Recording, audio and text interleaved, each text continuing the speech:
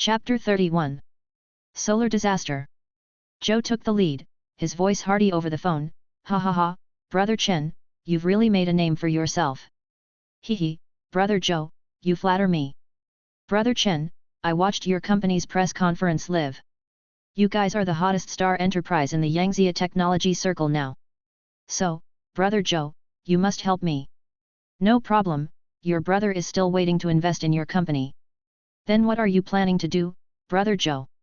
I have already contacted several domestic rare gas factories, and they will sign exclusive supply contracts with you, including my factory, of course. Then how much deuterium gas can you provide annually? Conservatively estimated, about 100 million to 150 million cubic meters.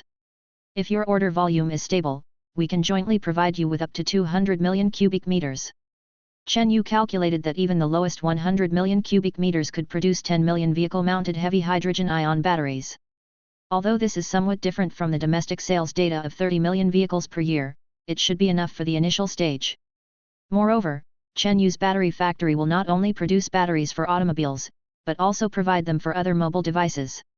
So he can completely consume the deuterium gas from these factories. Okay, Brother Joe, I want all of your goods. But about the price, what do you think? Hee, since Brother Chen has asked, and we are signing an exclusive supply agreement with you, we will definitely give you a discount. I discussed it with the other factory owners, and we'll give you 4,000 yuan per cubic meter. How about that? Chen Yu raised his eyebrows. Before, it cost 5,500 yuan per cubic meter, but now it's directly 1,500 yuan less per cubic meter, which is already a big discount. Okay, Brother Joe is generous. Let's settle it like that. Tomorrow, bring the other deuterium gas factory owners to Huanyu Technology to sign the contract with Director Su. Okay. Ending the call with Zhou's Hua, Chen Yu's last worry was gone. Now, basically, all the raw materials are complete. Moreover, he now has sufficient liquid funds to quickly put it into production. At this moment, in a luxurious hotel suite in Zhongcheng, several Americans were sitting together, facing a laptop. On the computer was a senior American military officer. Obviously these people were having a video call with their superiors. Secretary Schneider, we met with Chen Yu tonight and made our request to him, but he didn't agree. And he's not short of money now. What should we do? Far away across the ocean at the Pentagon, American Secretary of Defense Schneider frowned at the computer. He clearly knew how important that technology that could make cars fly out of thin air was to the future military. They must try every means to obtain this technology. If this technology is mastered by the Yangzhia military, then America's global air superiority will be severely hit. I will dispatch a team of senior American military spies to assist you. You must obtain the flying car prototype. If necessary, you can take some extraordinary measures. The American representatives in the hotel all had firm expressions. Yes, Mr. Secretary. Chen Yu didn't know that he had been targeted by American spies. Inside the red walls of the Yangzhia capital, in a two-story building. Well, I have read this information. If Huanyu Technology's technology is really as stated above, then it will be of great help to our Yangzhia technology and the military, and we can strongly support it. Zhou Zheng said. Leader, we contacted Chen Yu and asked him to share the technology with our military, but he refused. What do you think we should do to support him? His technology has a bright future. If you rashly ask him to take out the technology, who would be willing? Whether we can obtain the technology is not important. What is important is that Chen Yu is a Yangzhia person and his company is in Yangzhia. As long as he does not leak the technology to foreign countries, then Chen Yu's company will become our advantage. Leader, you have a high vision. All right, stop flattering me. I will send someone to talk to him again. You guys go down. Okay, leader. After Zhou Zheng and Lu Jiang left, another group of people entered the two-story building. These people all looked nervous, and some even looked haggard. The people who came in were all top scientists from the Yangzhia Academy of Sciences, led by Li Tianrui, the chief astronomer of the Chinese Academy of Sciences. Chief, Li Tianrui, the director of the Astronomical Research Institute of the Chinese Academy of Sciences, reportedly has an important discovery, so he came here late at night. The secretary reported to the chief. The chief was surprised. The Astronomical Research Institute, when did they have an emergency? Chief, I am Li Tianrui, the director of the Astronomical Research Institute of the Chinese Academy of Sciences. After 3 years of research, we have discovered that our sun is entering an active period. The chief narrowed his eyes, showing an imposing manner without anger. Tell me about your research results. Several astronomers from the research institute glanced at each other, and then Li Tianrui told them about their research results over the past 3 years. Chief, according to our observations, solar activity will become more and more frequent. About an hour passed, and the people in the 2-story building all looked solemn. Just now, Li Tianrui had explained all their research results. It turned out that the sun had suddenly become restless in recent years, with frequent solar flares and solar winds with energy stronger than ever before. This has had a huge impact on life on Earth, and the number of extinct species has been gradually increasing in recent years. It is not yet known what is wrong with the sun. Is it just a temporary period of intense activity, or will it be a long-term and increasingly severe trend? If the sun continues like this, and the flares continue to erupt, will the released energy continue to increase? The Research Institute does not yet know. If the sun continues to be so active, cosmic rays beyond the tolerance of living things will cause an unprecedented crisis for mankind, even extinction. The chief was silent for a long time before he said, "Which departments or people know about this research result?" Li Tianrui said solemnly. "Currently, only a few top experts from our Astronomical Research Institute and some people from subordinate departments who assist in the analysis know about it. However, since we can detect the sun's anomalies, foreign technology institutions should also be able to detect it. Keep this matter confidential for the time being and classify this event as top secret. You continue to conduct secret research and come up with a definite research result as soon as possible." "Okay, Chief." Chen Yu had nothing to do in the middle of the night. He had really become a billionaire in the past 2 days. He was going to take a look at the moon and also drive the No. 1 spacecraft to tour other planets in the solar system. Chen Yu took little clip and came to the moon on the landing ship. The landing ship flew directly into the No. 1 spacecraft. Arriving at the main control room, Chen Yu saw the intelligent robot hanging on the top. "Intelligent brain, start the No. 1 spacecraft's power engine, let's go to other planets in the solar system." "Okay, Captain, starting the spacecraft's power engine." The No. 1 spacecraft slowly lifted off from the crater on the far side of the moon and headed towards the nearest Venus. "Intelligent brain, it is said that Venus is a very terrifying planet with a very harsh environment. Tell me some of its characteristics." Chapter 32. The AI began broadcasting information about Venus. Venus is the closest planet to Earth, with a size and density very similar to Earth. The average surface temperature is 465 degrees Celsius, and it has a thick atmosphere.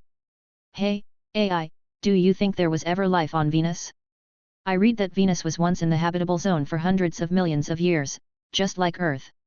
Once we reach Venus and land, we can collect some soil for analysis. Then we can determine whether it once harbored life." "Good point. How long will it take us to fly to Venus?"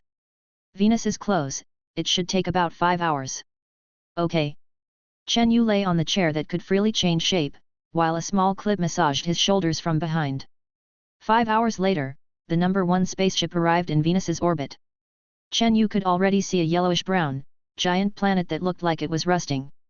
Looking at it up close, he even felt a sense of decay, desolation, bleakness, and loneliness.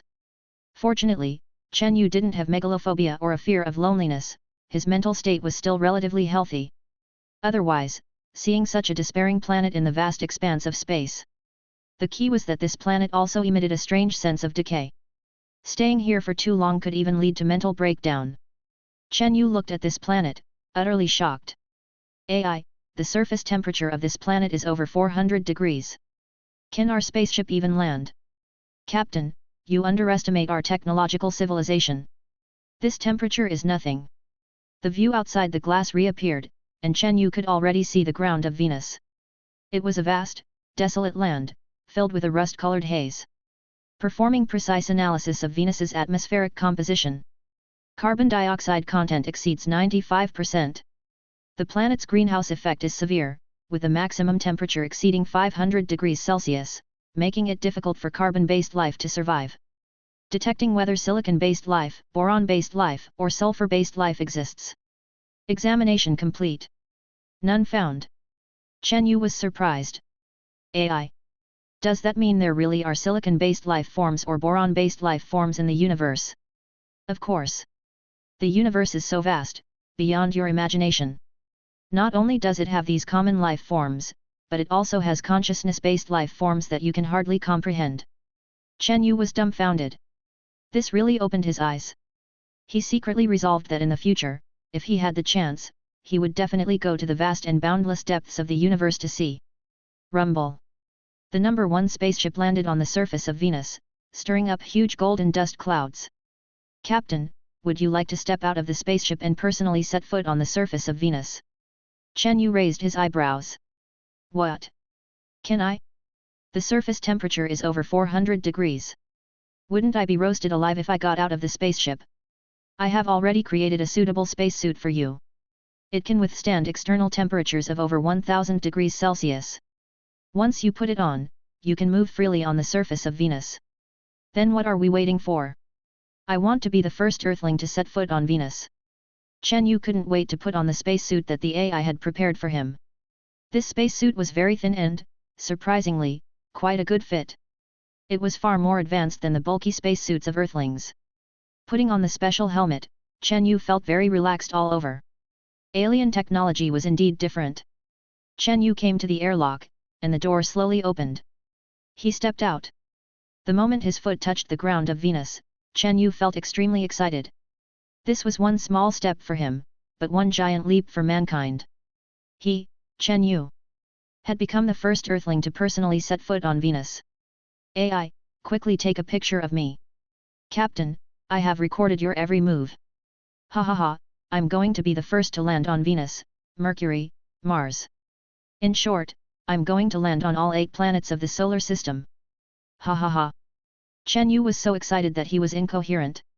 Captain, you can dig up some soil from Venus and put it on the detection device on your arm. I can analyze this planet to see if life ever existed here. Okay. Chen Yu jumped around on the surface of Venus, found a place where the soil color looked normal. He used a small shovel to scoop up a small piece and then put it on the arm detection device. Performing component analysis, life sign analysis. Analysis successful. Traces of past life activity were found in the soil. The life form was carbon-based life, the same as on Earth. According to isotope analysis, the traces of life originated 2 billion years ago. Chen Yu was amazed. So Venus really had harbored life in the past. It was even there 3 billion years ago, which basically coincided with research on Earth. Scientists predicted that about 3 billion years ago, Venus had liquid water. Sure enough, water was the source of life. But unfortunately, Venus gradually fell out of the habitable zone, and life became extinct. It was unknown whether Venus at that time had a thriving technological civilization like Earth. Captain, I suggest placing one of our probes on Venus. It can explore the planet's mineral resources, and perhaps find elements to repair the spaceship's warp engine material. Okay. Chen Yu forcefully planted the prepared Yangtze national flag on the ground. Yes, not bad. From now on, Venus is an inseparable territory of my Yangtze. Ha ha ha. Chen Yu muttered to himself after planting the national flag. Chen Yu boarded the number 1 spaceship, preparing to return. Captain, I have something to report to you. It may be related to the safety of all humanity on Earth. Chen Yu was surprised. AI, what's the matter? Why are you being so mysterious? When I was checking the Venusian atmosphere's ability to block cosmic rays, I accidentally detected solar flare activity. Of course, Chen Yu knew about solar flares. Wasn't that normal solar activity? What about the solar flares? Therefore, I hacked into the astronomical research data of various countries on Earth. The solar flare that erupted just now was the largest in terms of energy level that humans have ever recorded. Moreover, according to the data comparison of recent years, the Sun's activity is rapidly becoming more intense. Chen Yu wasn't a complete newbie either. He had learned a lot of astronomical knowledge by relying on the brain power that the AI had given him. When he heard the AI say that the Sun was becoming more intense, he already felt a sense of crisis. AI, tell me your judgment. Captain, according to these data, if the Sun continues to be restless, in the next 30 years, 90% of Earth's life may become extinct, including large organisms like humans. Chen Yu's expression turned solemn.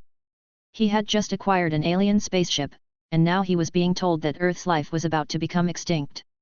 Although Chen Yu was confident that he could use the number 1 spaceship to immigrate to any planet. But Earth was his home, how could he watch humanity perish? AI, is there any way to save humanity? Chapter 33. As an Earthling, Chen Yu couldn't stand idly by and watch humanity become extinct. His greatest reliance now was this alien spaceship and the knowledge in its technological database. Captain, if you want to save humanity, you can lead people to migrate to Mars, which has a more distant orbit. This can temporarily alleviate the fate of human extinction and extend it for about 300 years. Chen Yu frowned. Even if they were to migrate to Mars, it would be impossible to take all of humanity with them. Intelligent brain, are there any other solutions? I've seen something called a Dyson sphere in science fiction movies. It can envelop the sun and absorb energy. This would not only provide energy but also block solar radiation. I admire your human imagination. However, this kind of technology really exists, but the materials needed to build a Dyson sphere to enclose the sun are too enormous. It would essentially require consuming matter equivalent to the mass of Jupiter. Only civilizations above level 3 can accomplish this, and with Earthlings' current strength, it's almost impossible. Chen Yu deflated like a punctured balloon. Then what level of civilization is Earth currently at? According to universal classification rules, Earth is currently at level 0.6 civilization. It can only basically master the extraction and use of fossil fuels, and can simply apply nuclear fusion technology, only capable of conducting probes between planets relatively close within its own star system. Then, intelligent brain, let me ask you, what level of civilization is the home planet that manufactured our ship 1 at? My home planet is a supreme civilization in the universe, having reached level 7 civilization. It's only one step away from those level 80 or 90 civilizations that can control cause and effect. However, I also don't know what kind of godlike existences those level 80 or 90 aliens are. It is said that they can open up multiple universes and appear at any point in the river of time to influence the universe. So, a level 7 civilization is already the supreme existence in the universe, and anything beyond that can basically be described as a god. It's hard to say whether they even exist, right? That's one way to put it, but I'm telling you, those so-called level 80 or 90 civilization gods most likely exist. It's just that we can't observe them. Maybe they're watching us right now with their eyes wide open. Chen Yu immediately looked at the grey, hazy sky of Venus, and a creepy feeling seemed to arise throughout his body. Do those godlike civilizations really exist? Could his planet, or even the entire universe, just be a cell of those gods? Chen Yu didn't want to think about it anymore. Now, if he wanted to save humanity, he had to come up with a new solution. Chen Yu returned to Ship 1. During the return trip to Earth, he kept thinking about how to let humanity survive. Just thinking about confronting the sun exhausted him. The main problem was that there wasn't much time left for humanity. Although there were 30 years, putting that time in the universe was less than a drop in the ocean. It could be said that the situation was already imminent. Chen Yu now had the Ami repair robot in his body. It could be said that he would basically not age now. Once the aging cells in his body died, new cells would regenerate. If he lived for another 30 years, and he was the only one left, that would be more painful than death. Intelligent brain, I must save all of humanity. What should I do? Have you forgotten? If you repair Ship 1's warp drive engine and find the crew members of my home planet, with their abilities, they can definitely help you save your people. Chen Yu's eyes narrowed. Repairing the warp drive engine would be extremely difficult. He had seen the required materials, and Earth basically wouldn't have them. Even if he found these elements and materials, he would still need powerful energy to synthesize them. A machine that could allow such a large spaceship to enter warp space and travel at faster than light speeds wouldn't be so easy to repair. Alright, intelligent brain, I understand. This matter can't be rushed. We don't have the ability to do it right now. Ship 1 flew back to the crater on the far side of the moon, and Chen Yu then took the landing craft back to Earth. It was morning when he got home. Now that Chen Yu's body had been strengthened, his spirit was much better than before. Even if he hadn't slept all night, he was still energetic. And just last night, on a special plane flying from the United States to Yangzhou, several high-ranking American military spies were quietly flying towards Yangzhou. And within Yangzhou, some Chinese faces in various places also secretly received information from the United States last night. These people were all spies hidden in Yangzhou, and they were all dark lines that the United States had planted in Yangtze many years ago. Usually, they might be a professor at a university, an employee of a company, or even a driver who drives an online car-hailing service on the road. But behind their backs, they were all pawns of the United States to obtain intelligence from Yangtze. Although they had the faces of Yangtze people, their hearts were long gone. The information obtained by these spies in the country was to assist the high-ranking spies from the United States to Yangtze. There was only one purpose, and that was to steal the prototype and related technology of the Huanyu technology flying car. Because he knew about the solar flare, Chen Yu was now going to make the worst plan. In Ship 1's alien technology database, Chen Yu checked all the technologies he could view. He found a design drawing of a colonial base. After careful research, Chen Yu was very happy. If this kind of base were built on Earth, it could resist the powerful solar flares and the resulting cosmic rays. Although the construction cost was super huge and it was impossible to save all of humanity, Chen Yu had a goal in mind. That was to save as many Chinese people as possible. Don't morally condemn Chen Yu for not saving foreigners. Because those who are not of my race must have different hearts, Chen Yu does not have such noble sentiments. Fortunately, the time given to Chen Yu was still relatively sufficient, and he had enough time to complete it. Thinking of building a huge shelter base on Earth, the power and financial resources that must be mastered first must reach the top level. So, Chen Yu's first step was to conquer the Earth first. Only after having the right to control Earth's resources can he wave his hand and manufacture the base. Otherwise, there are so many countries in the world, and there are several very strong ones. If he spends so much resources to do this, he will definitely be opposed by those countries. He might as well become the master himself. Chen Yu believed that with Ship 1 and the scientific and technological advancements leading this era, completing these things was only a matter of time. In the evening, a plane carrying high-ranking American spies landed at Zhongcheng International Airport. 3 seemingly ordinary Americans walked out of the airport. Their identities were all tourist visas, and they could stay in Yangtze for 7 days. An online car-hailing service stopped in front of the 3 people. The driver was a Yangtze face. This person was an American spy who had been planted in China for many years. He nodded secretly to the 3 people and winked. The 3 people understood and quickly got into the car silently, and then headed towards a hotel. Chapter 34. At this moment, Chen Yu was at home, furiously typing on his computer. He had found a batch of products in the technology library that could revolutionize the world once created. And another batch of alien weapons and equipment. Manufacturing technological products was to earn more money, and then use that money to build weapons. With weapons, he could easily rule the world, and then do whatever he wanted, build a base, wouldn't it be up to him? Chen Yu faced the computer and typed out some production plans for the technological products he was going to manufacture next. My current factory is completely unable to meet my needs for manufacturing these products and weapons. It seems I need to expand the factory. Chen Yu called Suro, and the call connected. Boss, why are you calling me at night? Suro's soft and numb voice came over, stirring Chen Yu for a while. After clearing his throat, Chen Yu said. Xiao Ro, the land behind our factory, including the entire Kifa village, tomorrow, you go to the Zhongcheng Land Bureau and discuss the sale matters. There was a rustling sound from Suro's side, obviously shocked by Chen Yu's words. Chen Yu, what did you say? You want to buy the land of the entire Kifa village? Yes, is there a problem? No, why are you buying so much land? Our current factory capacity is enough to keep up. Don't tell me you still want to expand the factory. No, I want to build a super large industrial park. In the future, we will manufacture more products. Chen Yu didn't say that he also wanted to build alien weapons that surpassed this era. Industrial park? Do you need such a large area? You need to know that the entire Kifa village is 5 kilometers long and wide, with a total area of nearly 25 square kilometers. It's enough for you to build a city. It is also necessary to build new resettlement houses for the villagers, or take out housing subsidies at one time, otherwise the villagers will not be willing to move away, which is equivalent to nothing.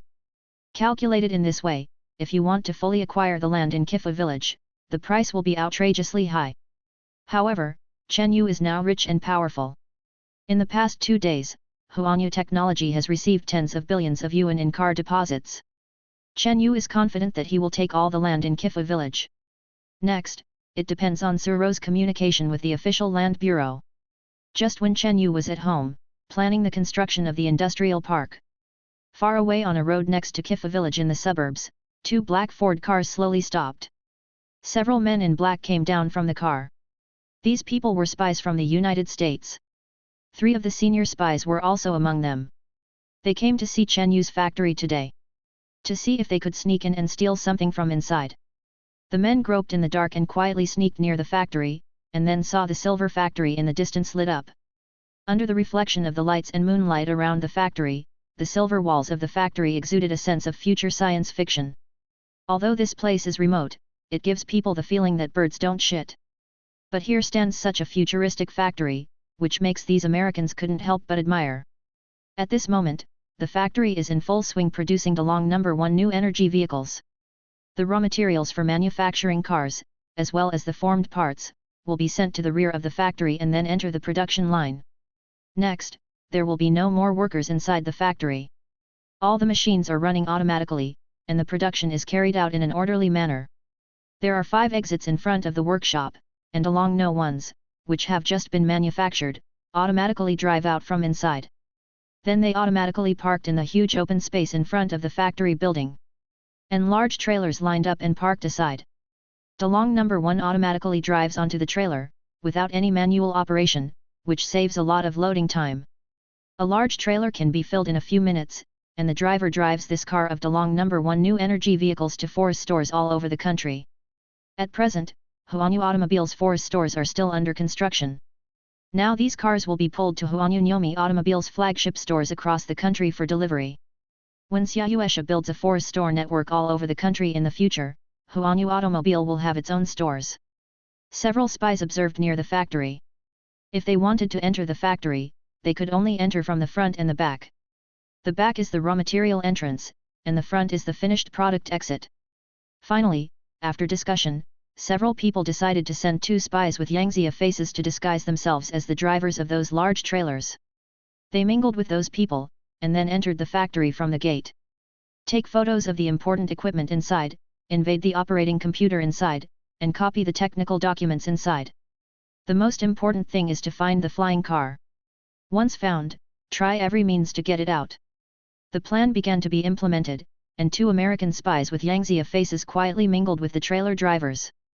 They actually entered the factory from the gate very smoothly, communicating in real time with the spies lurking outside through the headset. Number 1, we have successfully infiltrated the factory, please instruct. A white spy outside is the commander number 1 of this plan, and he is the highest level spy. He pressed the headset and replied. One of you enters the factory production workshop, takes photos and records of those equipment, and looks for the flying car. The other looks for the factory control room and must invade the main control computer and copy the important information inside. After receiving the order, the 2 spies acted separately. After they entered the factory, they were very surprised, because there was no one inside the factory. Only on the production line, one mechanical arm after another skillfully and agilely installed various parts. As spies, the 2 have also seen the world. But this kind of production line with such a high degree of automation is the first time they have seen it. After the shock, the 2 still did not forget their purpose. Start to act, a spy, pressing the high-definition card camera, took a burst of shots, not letting go of every corner. The other one was looking for the main control room in the factory, but after searching around, he couldn't find it. It would be strange if he could find it. Chen Yu's production line is controlled by programs written by the intelligent brain. And the individual intelligence level is very high, there is no need for unified control at all. It can also be said that there is a main control device inside each mechanical arm. After a long time, the 2 met again in the factory, and then began to look for the flying car. After searching around, they couldn't find it. In the end, the 2 had to approach the gate and prepare to leave here. When the 2 came to the front yard of the factory, both of them were dumbfounded. Chapter 35. After searching the entire factory, the 2 spies couldn't find any sign of the flying car. Just as they were about to leave from the factory entrance, they spotted a car in the corner of the front yard. It was the flying car from the launch event, parked in an inconspicuous corner without any special cover. When the 2 of them sneaked in, they hadn't even noticed the flying car they were looking for, right there in that corner. Chen Yu left the flying car there, not worried about someone stealing it. Because he held the highest authority over the car, no one else could drive it away. Even if they towed the car away, it had a tracking device. Anyone who dared to steal his car should be prepared to face Chen Yu's wrath. The two spies circled the flying car, fumbling around, but couldn't even open the doors. They even thought about smashing the windows, but the glass was harder than bulletproof glass. They smashed it for a long time without even leaving a scratch. In the end, the two had no choice but to give up and go back to report the matter to their superiors. The two spies walked out through the main gate, and no one even stopped them. And all of this was fully captured by Chen Yu in the villa. In fact, the moment the two spies entered the factory, Chen Yu received a notification from the intelligent AI. Extremely concealed monitoring probes were installed around the factory, so inconspicuous that people might mistakenly believe there was no surveillance here. The intelligent AI performed facial recognition on the two people who entered the factory and determined that they were neither the driver of the modified car nor the workers transporting raw materials. The intelligent AI immediately connected to the official facial data and found only their superficial identities as two ordinary employees. Subsequently, the intelligent AI invaded global facial data from various countries. Surprisingly, it found information about the two men on the Pentagon servers in the United States. These two were former Yangzhia students who had studied in the United States and were recruited as spies. After undergoing espionage training, they were sent to Yangzhia to lie dormant, waiting for orders. Chen Yu looked at the two spies taking pictures in the factory on the computer, acting sneaky and furtive, and couldn't help but laugh. American spies?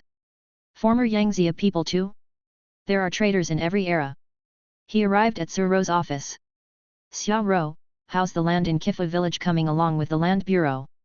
Here are the land transfer conditions from the Land Bureau. Take a look. Chen Yu took the document from Su Rou and carefully read it. The land in Kifa village totaled 25 square kilometers.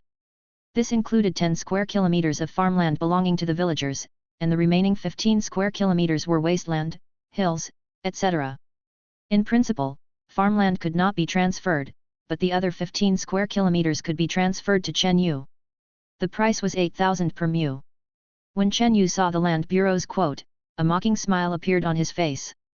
The land for the factory was only 6,000 per mu before, and now this land was going for 8,000. It was obvious that they knew Huanyu Technology was making money now and were trying to rip them off. They even said that, in principle, farmland would not be transferred, just to have an excuse to demand a sky-high price later. Chen Yu sighed. As expected, when a person becomes famous, troubles follow. When a tree grows tall, it catches the wind. Now that his company was making money, even the authorities wanted to take a piece. Xiao Rou, go and communicate with the Zhongcheng Land Bureau again. If the authorities don't show sincerity, then we'll build our factory in another province. They won't get any tax revenue then. Su Rou could only reluctantly agree.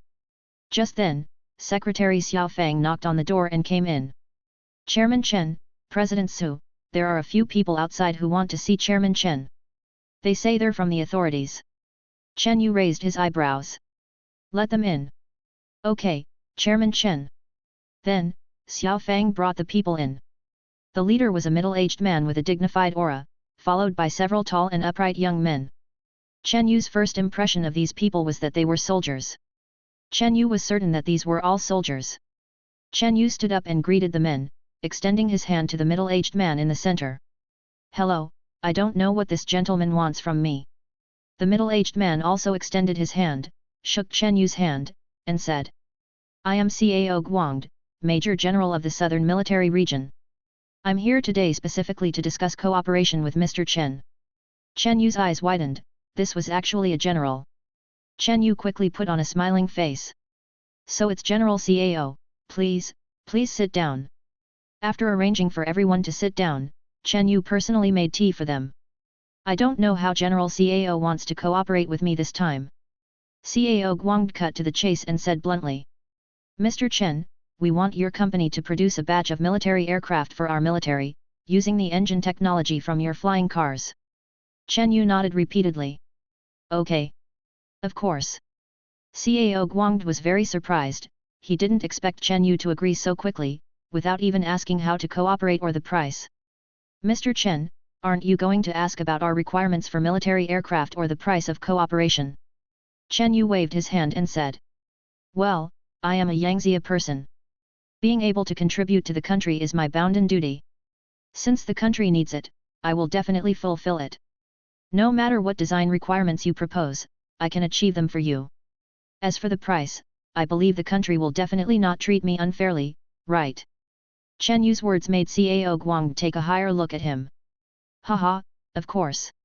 We will definitely not treat enterprises that contribute to the country unfairly. However, our requirements for military aircraft may be a bit high. Can your research and development team complete them? Do you need us to send military personnel? Cao Guang's words also had another meaning. He wanted military scientists to participate in the design. Perhaps they could learn the anti-gravity engine technology. Chen Yu knew this very well, but where did he get a research and development team? His research and development team was the intelligent AI, and perhaps his own knowledge reserves could be considered one now. Haha, General Cao, just tell us your requirements. My research and development team can definitely meet your requirements. Cao Guang narrowed his eyes. Since the other party did not agree to his side sending people, he no longer dwelled on it. Then, do you have any expectations for the cooperation price? Chen Yu said with a smile. General Cao, why don't you tell me your requirements for military aircraft first? After I create a finished product, we can discuss the price, how about that? Cao Guang was surprised. This was equivalent to letting Huanyu Technology do free research and development. They would only pay after there was a finished product, a sure profit without loss. If the other party failed to develop it successfully, they wouldn't even have to pay. Mr. Chen, do you really want to cooperate like this? Aren't you afraid of failing the research and not getting a penny? Chen Yu shook his head and said. General Cao, I believe in my research and development team. Which was actually the intelligent AI. Good. Cao Guang gave his entourage a look. The entourage handed the file bag in his hand to Chen Yu. These are our requirements for military aircraft. Mr. Chen, if some functions cannot be achieved, it doesn't matter, as long as you can reach 60% of the requirements here. Chen Yu didn't even look at it and put the file aside, continuing to guarantee. I will definitely complete 100% for you. Cao Guang couldn't understand how this young man could be so confident. Alright then, Mr. Chen, I won't disturb you any further. I will send a secretary to connect with your company later. Okay, General Cao, let me see you out. No need, Mr. Chen, you go ahead and be busy. After seeing Cao Guang off, Suro quickly stepped forward and opened the file bag. Although she was not a technical expert, she could still understand the requirements for aircraft. When she saw the functions that needed to be achieved written on it, even someone like Suro who didn't understand technology shook her head. Chapter 36. Suro shook her head after reading these requirements from the military. Chen Yu, did you even look at the requirements they're making before agreeing? What if we can't achieve them? All our research and development funds will go down the drain. It doesn't matter. No matter what requirements they make, as long as they're reasonable, I can fulfill them. Suro didn't know where Chen Yu got his confidence. But thinking that Chen Yu could even develop a sci-fi product like a flying car, she stopped worrying. She was just a little concerned. Chen Yu picked up the document and looked at the military's requirements. He originally thought the military's requirements would be very harsh, but after reading them, the corners of Chen Yu's mouth turned up. Is that all? There were a few difficult points in the requirements, perhaps difficult for Earth's technology. First, it must be able to effectively avoid enemy radar scanning, that is, have a radar stealth mode. Second, it must be able to fly automatically, identify friend or foe targets, and carry out precise strikes. Third, it must be able to operate in harsh weather conditions, with a range exceeding 5,000 kilometers. Fourth, it must be able to carry light weapons such as military cannons. Fifth, it must be able to self-destruct after being captured by the enemy to avoid technology leaks. Sixth, the flight speed must be at least comparable to ordinary fighter jets, etc. These requirements were a piece of cake for Chen Yu. His own flying car, with 2 machine guns mounted on it, was already higher than these requirements. And this time, Chen Yu was going to give the military a surprise. He would create an aerial assassin that would lead this world. Far away, more than 10,000 kilometers away on the other side of the ocean. In the largest conference room of the White House in the United States. All the senior officials of the United States participated in the meeting, and the president sat in the main seat. He looked at the picture projected on the wall with a solemn expression. This was the research data of the American NASA official research institution on the Sun in recent years. Obviously, the United States also discovered the abnormality of the Sun. After everyone finished watching the projected picture, Rogers, the Minister of Science and Technology of the United States, stood up and said to everyone, "Everyone has seen our research data. We have also presented some evidence of biological extinction in recent years. Currently, the Earth is facing a crisis from the Sun." Everyone talked to each other, discussing this crisis. President Biden, sitting in the main seat, slapped the table and said in a low voice. Rogers pointed to the picture and said, "Mr. President, according to our Ministry of Science and Technology and the Secret Research Bureau of Space Technology, we have 3 solutions." Then, Rogers, the Minister of Science and Technology of the United States, explained the refuge measures studied by the experts. The first is to build large-scale refuge bases at the Earth's poles, because they are the least affected by solar radiation. The second is to build super-large underground shelters with artificial sunlight systems and biological cycle systems inside. The third is to build shelters on the seabed, where seawater can fully block solar radiation. These 3 methods are also what humans can currently think of. As long as they are willing to invest, they can be realized. However, building them requires a super huge amount of resources. President Biden frowned and thought, then asked, "How many people can these methods save?" Rogers sighed. "Sir, each of these methods is very expensive. If we plunder all the world's resources, we can build 10 super shelters, each of which can accommodate 5 million people." Biden's expression became even more solemn. The United States alone has a population of 330 million. Even if 10 super shelters are built, it can only accommodate 50 million people, which means that more than 200 million people will die in the United States alone. Not to mention the 8 billion people in the world. This crisis will basically kill 99%. But in order to continue the race and protect their own lives, the United States must do so. Rogers, tell me about your next plan. Mr. President, according to our experts' predictions, solar flare activity will still be within the range of radiation that our humans can withstand in the next 30 years. The number of people who may develop skin cancer will increase year by year, so we must regain dominance over the Earth in these 30 years and gather the world's resources to the United States. Only in this way will there be enough resources to build these shelters. Many senior American officials discussed it.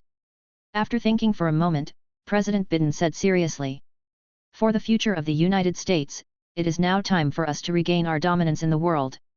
Yangtze and Russia are our 2 biggest opponents. Presumably their scientists have also discovered this solar catastrophe. Therefore, I announce that the United States officially launches a global hegemony mode." The military, the Ministry of Science and Technology, the Ministry of Foreign Affairs, the Ministry of Commerce and other official American departments all spoke in unison, determined to plunder the world. This is for the future of the American people.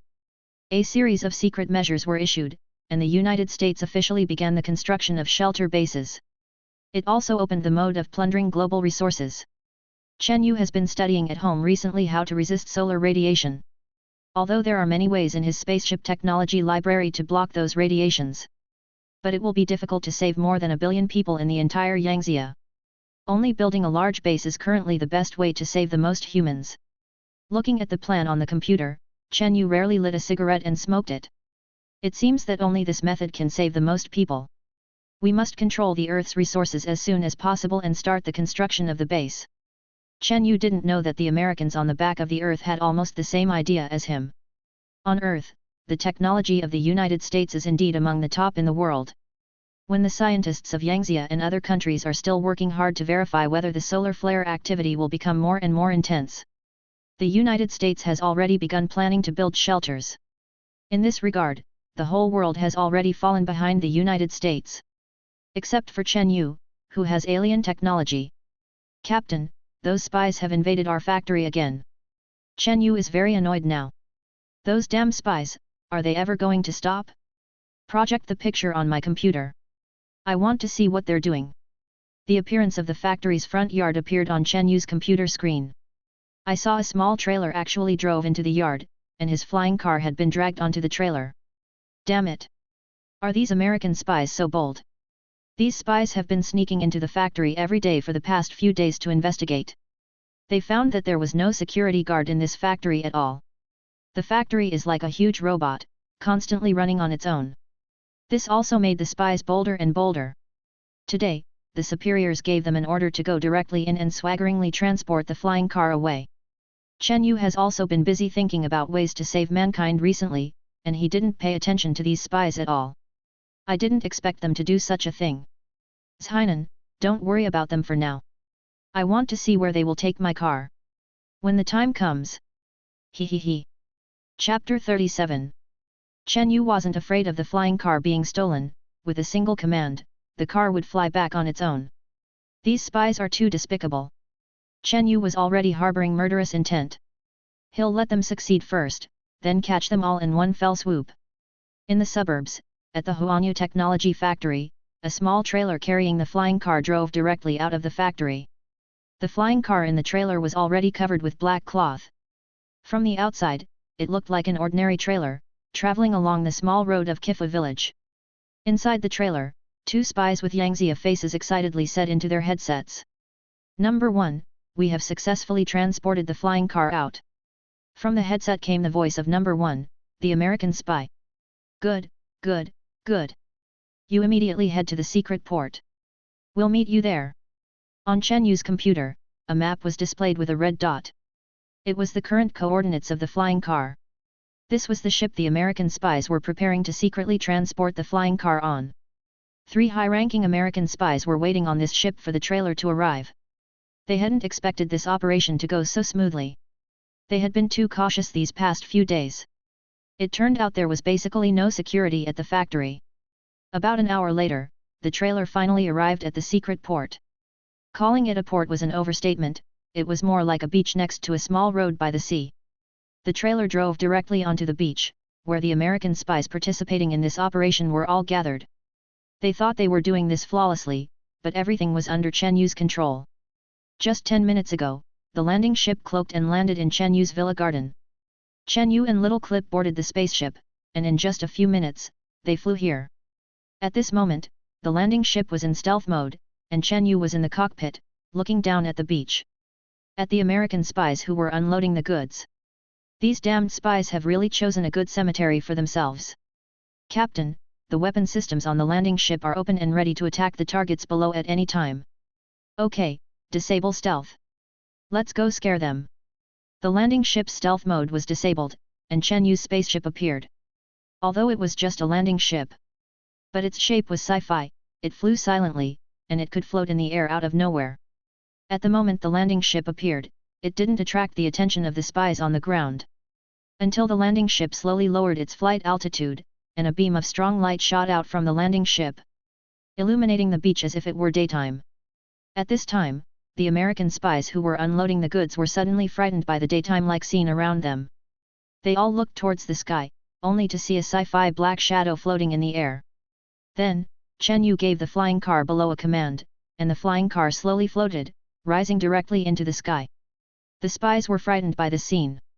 The flying car they had worked so hard to steal actually flew away on its own. And what was this big thing in the sky?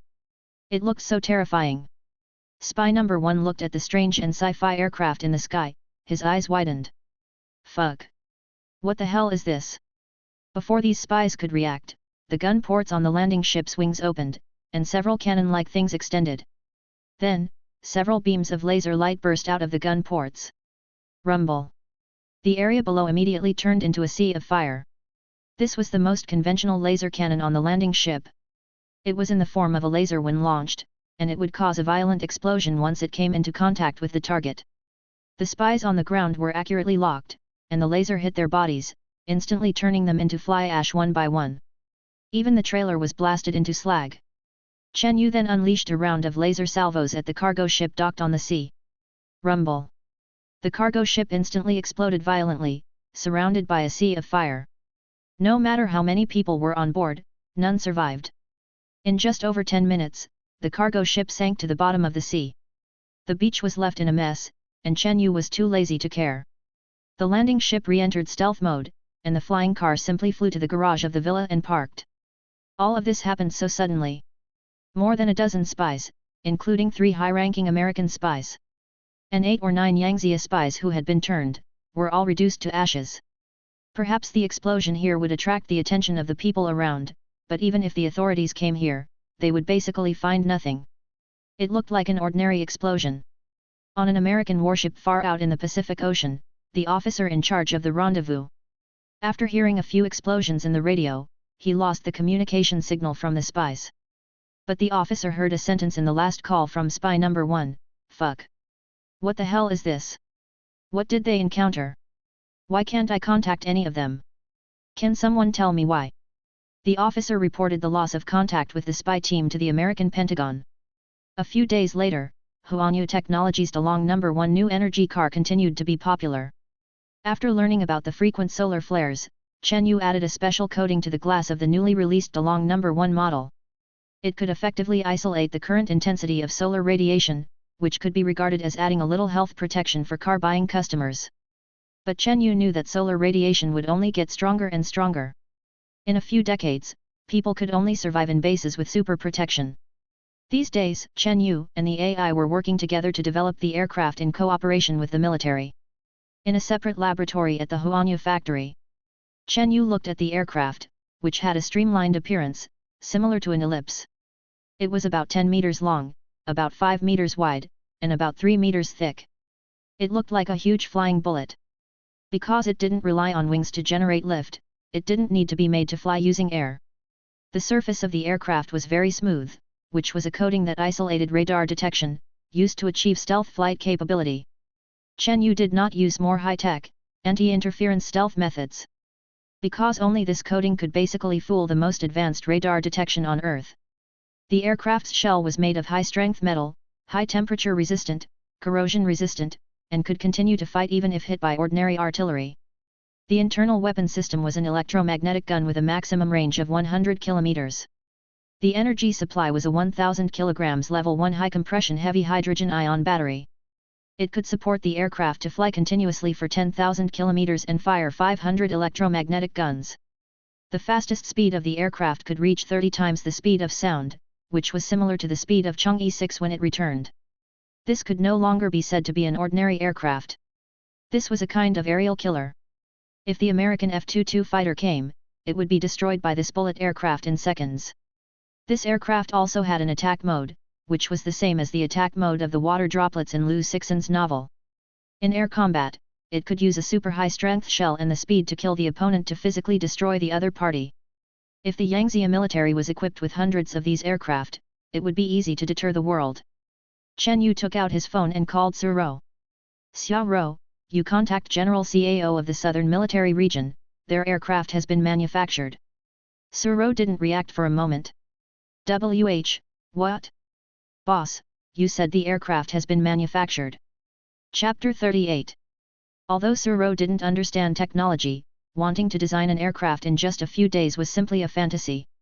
Besides, Su Ro had seen the military's requirements that day, and she looked them up afterward. Fulfilling each of those requirements would require strong technical support. Although Su Ro had great faith in Chen Yu's research and development capabilities, creating it so quickly seemed a bit bizarre. "Chen Yu, did you really create that kind of aircraft according to the military's requirements?" Su Ro asked, wanting to confirm again. Chen Yu said with a smile on the phone. "Heh, you don't need to be surprised, I'm a very awesome scientist. I have already designed an aircraft for them according to the military's requirements. Contact General CAO and them, and come to Huanyu factory tomorrow morning." Su Ro no longer doubted it. Since Chen Yu had said so, she could only contact General CAO to come and inspect it. Okay then. Just as she was about to hang up, Su Ro seemed to think of something and continued. "By the way, I have been communicating with the Zhongcheng Land Bureau several times recently. The officials are still sticking to the previous conditions. They have also mobilized the villagers of Kifa village. If they are to be moved, each household will be subsidized per capita, with each person receiving 200,000 yuan, and the cultivated land will be compensated at 150,000 yuan per mu. Then, they also need to build resettlement houses for them in the urban area of Zhongcheng." Upon hearing this, Chen Yu felt that this was even more outrageous than a lion's big mouth. Chen Yu roughly calculated in his mind. If he were to acquire 25 square kilometers of land and subsidize the thousands of households in Kifa village, as well as nearly half of the area being cultivated land, and even having to acquire land in the city to build resettlement houses. It seemed like the subsidies given to the villagers were very high, but if this money was given to the officials, the subsidies they gave to the villagers might not even be half of that. Besides, this was the most remote suburb of Zhongcheng, and the land price wouldn't be that high at all. More than half of this money would be pocketed by the official finance department. It seems that the officials are really ruthless. My money didn't come from thin air. You don't need to communicate with the Zhongcheng Land Bureau anymore. They will come to us sooner or later. Suro didn't know what Chen Yu was thinking, and she was even more puzzled by Chen Yu's statement that the Land Bureau would come to them. Okay, but I don't think the Land Bureau will budge. What they want now is fiscal revenue, and we are the fattest sheep. You don't need to worry about this matter. I believe they will regret it. After ending the call with Suro, Chen Yu called Xia Yueshu again. The call was quickly connected, and Xia Yueshu's voice came. Chairman Chen, I haven't been able to find you at the company these past few days. I still wanted to treat you to a meal.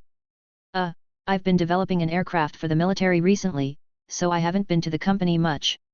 Oh, why did you think of calling me now? Do you miss me? Chen Yu coughed to cover up his embarrassment. He didn't expect Xia Yueshu to make such jokes after becoming familiar with him. Cough cough. Yueshu, I want to ask, how is the construction of our Huanyu Auto's flagship stores across the country going? Don't worry, I asked my dad to use all of the Qunyi Group's resources across the country.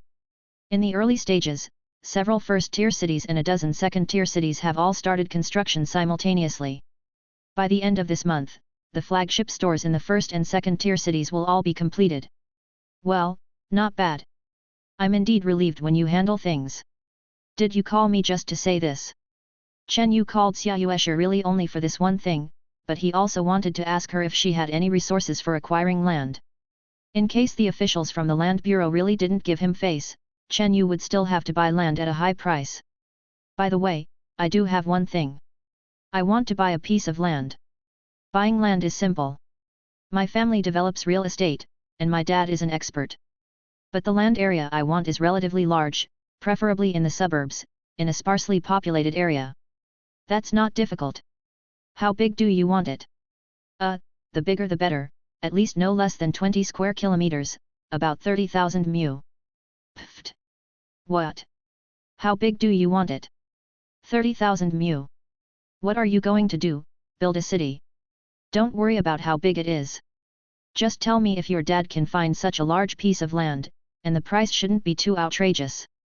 Okay, although I don't know what you want to do, I can talk to my father about it.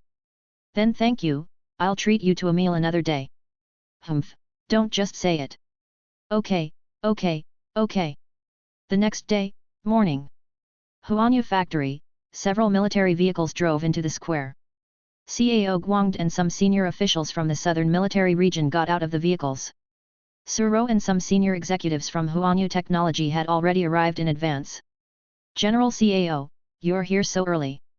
Suro stepped forward and extended her hand. Cao Guangde shook hands with Suro and said, "Where's Chen Yu?" General Cao, Chen Yu, he hasn't arrived yet." Suro was a little embarrassed. Cao Guangde's expression didn't change much, but his eyebrows were slightly raised. Some of the high-ranking officials behind Cao Guangde, as well as the military scientists who came with him, all showed dissatisfaction. Chen Yu is too arrogant, isn't he? He actually made General Cao wait for him. Cao Guangde's secretary, Xiao Luo, said unhappily. That's right. We all have scientific research tasks to do and don't have time to waste time here with a young brat. Moreover, we only put forward the requirements last week, and this week he's asking us to come and see the finished product. Is that even possible? Zhou Wenping, an authoritative military scientist, also complained. Hey, Xiao Luo, old Zhou, you don't need to complain. It's okay for us to wait. Cao Guangde could only comfort everyone. After waiting, everyone waited for half an hour, and even Cao Guangde became a little impatient. As a major general of Yangzia, he was a powerful figure in the military, yet he was waiting here depressed for so long. During this time, the secretary and a group of scientists all expressed their complaints. President Su, is your chairman Chen playing us? Why hasn't he come yet? Secretary Xiao Luo said impatiently. Suro held her phone. She had called Chen Yu several times just now. Chen Yu didn't answer any of them. Secretary Luo, don't worry. Please appease General Cao and the scientists. Chen Yu should be arriving soon. What do you mean should be arriving soon? It's impossible for him to develop any usable products so quickly. Is it because he can't create it at all, so he's asking us to come and terminate the cooperation? Suro could only smile helplessly. To be honest, she didn't have confidence that Chen Yu could create the kind of aircraft required by the military within a week. Just when everyone's mood was extremely depressed, a black dot appeared in the distant sky. Chapter 39. Just as Cao Guangde and a group of military scientists were growing impatient, a black dot suddenly appeared in the distant sky. Suro's secretary, Xiao Feng, was the first to notice and exclaimed. Su, President Su, look! What's that? Suro looked towards the sky and indeed saw a small dot approaching on the horizon. Everyone followed her gaze and saw the small dot gradually getting closer. Suro's face lit up with joy, and she shouted. It's Chen Yu. Yes, it's him. He's here. The small dot slowly grew larger, and everyone could gradually make out what it was. It turned out to be the silver, futuristic flying car, named Flying Bird No. 1, that Huanyu Technology had unveiled at their press conference. The car slowly landed in front of the crowd. The scientists who had come with Cao Guangde had not attended Huanyu Technology's press conference in person. So, they had never seen a flying car that could take off into the air out of nowhere. Now, seeing a futuristic-looking car silently landing in front of them like this. These scientists, who had just been complaining, were so shocked that their mouths hung open. Although they had watched the Huanyu Technology press conference video, seeing a flying car in person was a completely different experience. The door of Flying Bird No. 1 automatically opened, and Chen Yu strode out, looking handsome and dashing. General Cao, I apologize for being late. Chen Yu extended his hand and walked towards Cao Guangde. The two shook hands. Mr. Chen, you only called us over after less than a week. Did you encounter any difficulties in your research? I brought the best scientists from our southern military region today. Cao Guangde was not angry about Chen Yu's lateness. General Cao, what are you saying? I notified you to come today to see the finished product. I have already developed a military-use unmanned combat aircraft. Cao Guangde's eyes widened. He had prepared himself for Chen Yu to say that the research had failed. He didn't expect Chen Yu to say he had succeeded as soon as he arrived, and that the finished product was already out. Mr. Chen, you're not joking, are you? It's only been a week. General Cao, I never joke. Your requirements were too simple. Cao Guangde's face darkened. Those requirements were researched by the scientists. They were currently difficult for them to overcome, but in Chen Yu's mouth, they were simple. Mr. Chen, since you are so confident, why not take us to see the finished product you mentioned? Okay. Cao Guangde thought Chen Yu was going to take them to the factory, but Chen Yu snapped his fingers. Then, something flew out of the factory, like a giant bullet. As the aircraft slowly floated closer to the plaza, everyone exclaimed in unison. Is that the combat aircraft? The appearance is streamlined, and the surface is smooth, but there are no weapons hanging on the outside. That's right. It's similar to that flying car. How can this thing participate in combat? Cao Guangde also stepped forward and circled the bullet, but he didn't find anything special about it. About a dozen minutes later, the scientists had almost finished their research. Zhou Wenping, the chief military armament scientist, asked Chen Yu. Mr. Chen, what is the main attack method of this aircraft you manufactured? And what can it do? Cao Guangde also wanted to know what this thing was for. Chen Yu smiled faintly and explained the capabilities of this combat aircraft to everyone. The combat aircraft I manufactured is several times better than the requirements you gave me. Chen Yu only said one sentence, and the scientists present gasped, and then they all began to question him. Chen Yu, please don't joke. No country in the world has been able to develop what we asked for. You say this thing is several times better than our requirements. Aren't you being too confident? Zhou Yanping immediately questioned. Chen Yu shook his head. He was actually being conservative.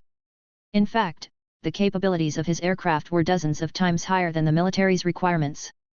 Hehe, this scientist, just because you can't do it doesn't mean Chen Yu, can't. Cao Guangde introduced Chen Yu. Chen Yu, this is our Southern Military Region's chief scientist, Professor Zhou Wenping. He usually speaks directly. Oh. Chief scientist, he certainly has the right to question, but my aircraft is beyond his questioning.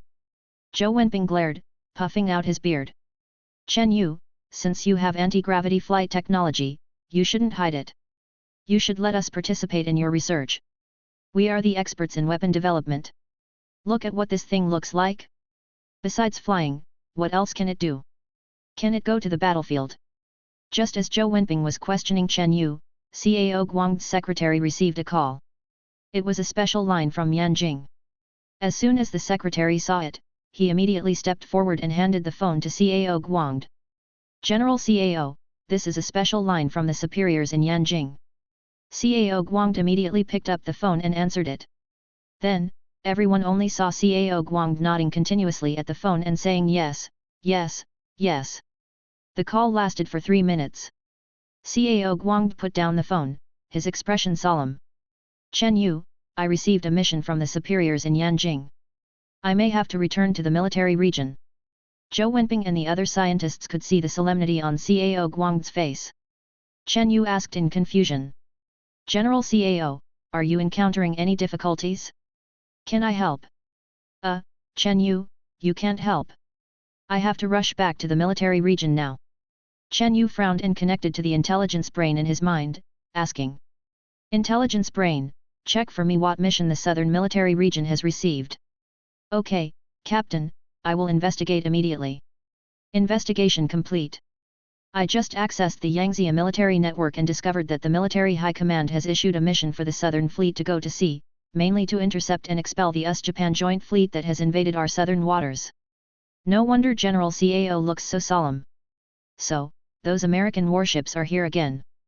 The American Joint Fleet has appeared in the southern waters of Yangtze more than once or twice. Each time, it has aroused strong condemnation from the Yangtze people. And this time, the United States, along with its little brother in Asia, the Sakura Country Fleet, came to Asia for a reason. Just a few days ago, several high-level American spies, as well as several spies planted in Yangtze, all disappeared. They had originally successfully obtained the flying car, but in the end, all the spies lost contact. This angered the high-level American military. The duck that was about to be in their hands flew away. In addition, now that the United States is building shelter bases, its national policy has shifted to dominating the world. So, they no longer hide it. Regarding the disappearance of their high-level spies in Yangtze, they sent a fleet to invade Yangtze's waters. The main purpose is to put pressure on Yangtze and also to send a signal to the world that the arrogant United States is back, and this time they will plunder the whole world. Just as Cao Guangde was about to leave, Chen Yu stopped him and said. General Cao, isn't it just dealing with those American and Sakura country invaders? I can help you solve it. Chapter 40. Chen Yu actually spoke out about the US-Japan Allied Forces attack in a single sentence. Cao Guangde turned his head in surprise to look at Chen Yu. You? How do you know? General Cao, don't you want to see what my combat aircraft is capable of? Please approve General Cao's request for me to use the combat aircraft to expel the US-Japan Joint Fleet. Cao Guangde looked at the huge bullet head parked aside, his face full of suspicion. Nonsense, Chen Yu, this is a major national matter. Even if your thing flies over there, it won't have any effect. I'll go back to the military region immediately and order the Yangtze fleet to go out to intercept it. Chen Yu shook his head. General Cao, it is the duty of every Yangtze person to protect Yangtze, so it is also my responsibility to defend against foreign enemies. Then, Chen Yu waved his hand. The bullet-head combat aircraft slowly rose into the air, and the landing gear slowly retracted inside. Chen Yu shouted.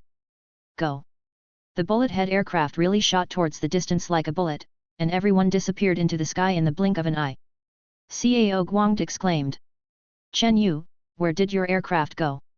It went to do what it should do. Are you saying it went to intercept the US-Japan Joint Fleet? Chen Yu nodded, then instructed Suro to have someone move over the huge display screen used for the previous press conference. Oh dear, nonsense, nonsense. Chen Yu. CAO Guang said anxiously. General CAO, how about giving me half an hour? I will give you a satisfactory answer. Professor Zhou, please don't always use your so-called experience to judge what I make, because you are just a frog in a well. Zhou Wenping pointed at Chen Yu, not knowing what to say for a moment, only his old face flushed red with anger. Humph, arrogant and conceited, I want to see what your so-called aircraft can do. Several staff members carried over a large screen, and Chen Yu connected the signal. A picture immediately appeared on the big screen. It was a real-time video of flying over the sea at high speed. CAO Guang wondered, what is this? Chen Yu explained, this is the image transmitted back in real time from the bullet-head aircraft. If nothing else, it should be approaching the target soon. Zhou Wenping looked disdainful. He didn't believe at all that this was the picture transmitted back by the aircraft. CAO Guang was shocked. The distance from Zhongcheng to the US-Japan Joint Fleet in the Southern Sea area is probably more than 3,000 kilometers. Only a few minutes had passed, and Chen Yu actually said that it was about to approach the target. Chen Yu, what are you going to do? They should be punished for invading our sea area. Suddenly, the picture on the big screen suddenly froze, and several warships appeared in the picture. The picture quickly zoomed in to show several Sakura country warships. CAO Guang was shocked when he saw the picture. This is the Sakura country fleet, also the vanguard fleet of the US-Japan Joint Fleet. The old Americans are indeed insidious, and they will even hide a hand in bad things like invasion and provocation, and first let the younger brother country test Yangtze's reaction. General CAO, since these Sakura country fleets have invaded our Yangtze Sea area, then we have reason to attack them, right? As soon as Chen Yu finished speaking, he saw on the big screen that a laser beam shot out from the picture towards one of the Sakura country warships. Only a fire soared into the sky. The warship that was hit was the Sakura country's Congo-class destroyer, and its combat effectiveness belonged to the international top level. But in the picture, it was so vulnerable. Only a few laser beams passed by. The Congo-class destroyer exploded violently. The video screen could see that the laser was emitted from the bullet head. Then, a big scene began. I saw the bullet head crashing into those Sakura country warships like a prehistoric beast. The picture was very shocking, and it could even fly on the seabed. In just less than 10 minutes, the entire Sakura country fleet was annihilated. A total of 5 Congo-class destroyers and 7 or 8 ordinary frigates all sank to the bottom of the sea. In the video screen, you can also see a large number of Sakura country naval soldiers struggling to swim in the sea. The scene was simply horrible, with fire soaring into the sky. Zhou Wenping and the military scientists who were watching these pictures on the side were all dumbfounded.